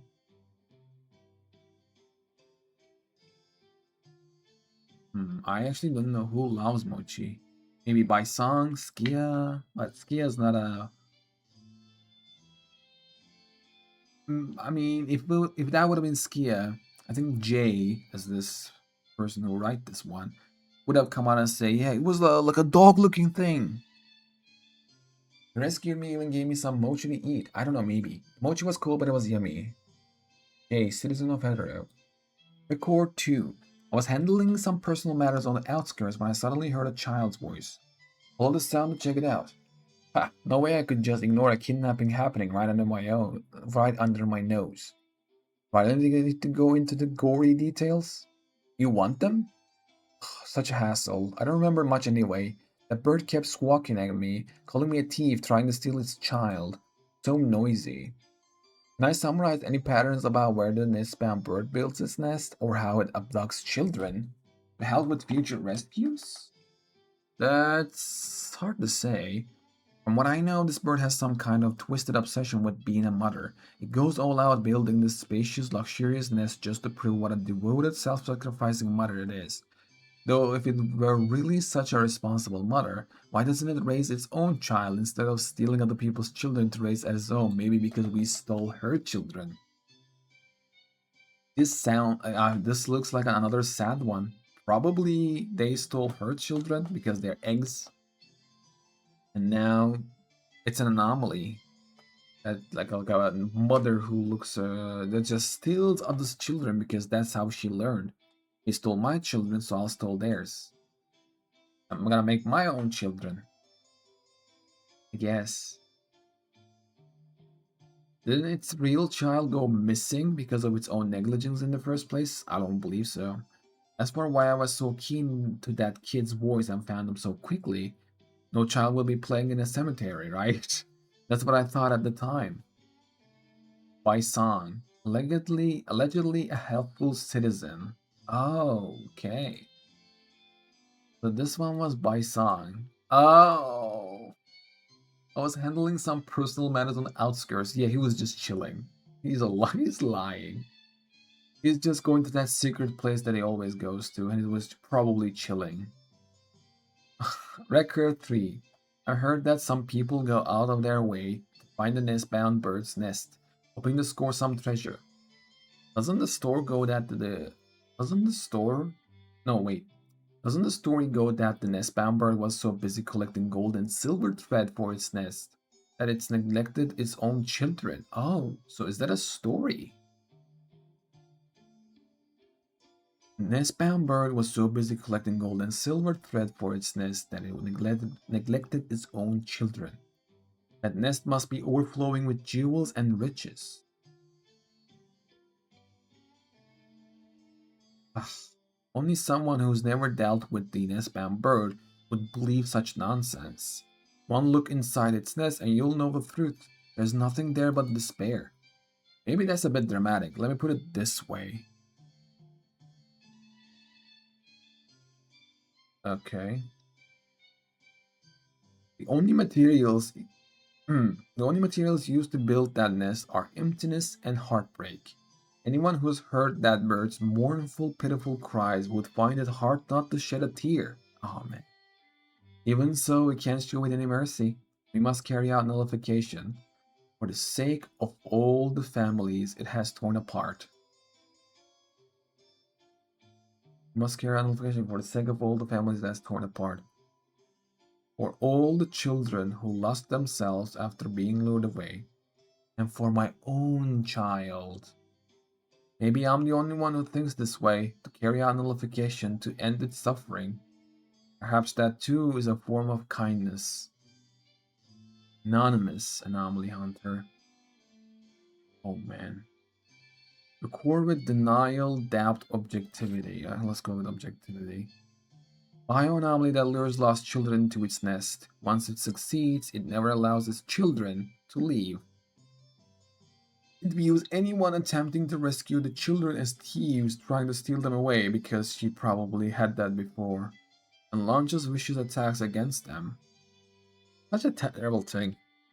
Like, some other person, whoever that is, steals her steals her eggs, so now her life is fucked, and then she goes to steal other people's children because that's what she learned, and now she's an anomaly. That's what she do, and then those other people's lives are fucked because of just like whoever stole the eggs, whoever that was, started like a terrible anomaly. I guess such a terrible thing to happen.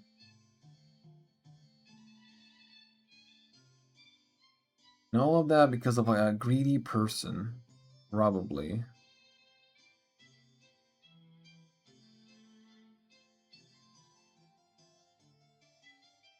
And launches vicious attacks against them. To minimize harm, anomaly hunters should head to the nests of the nest-bound bird the moment it is discovered. The longer the delay, the greater the chance of children falling victim. We must never let the worst-case scenario happen again. The threat must be eliminated early to prevent disaster before it strikes. Such a sad one. Such a sad one.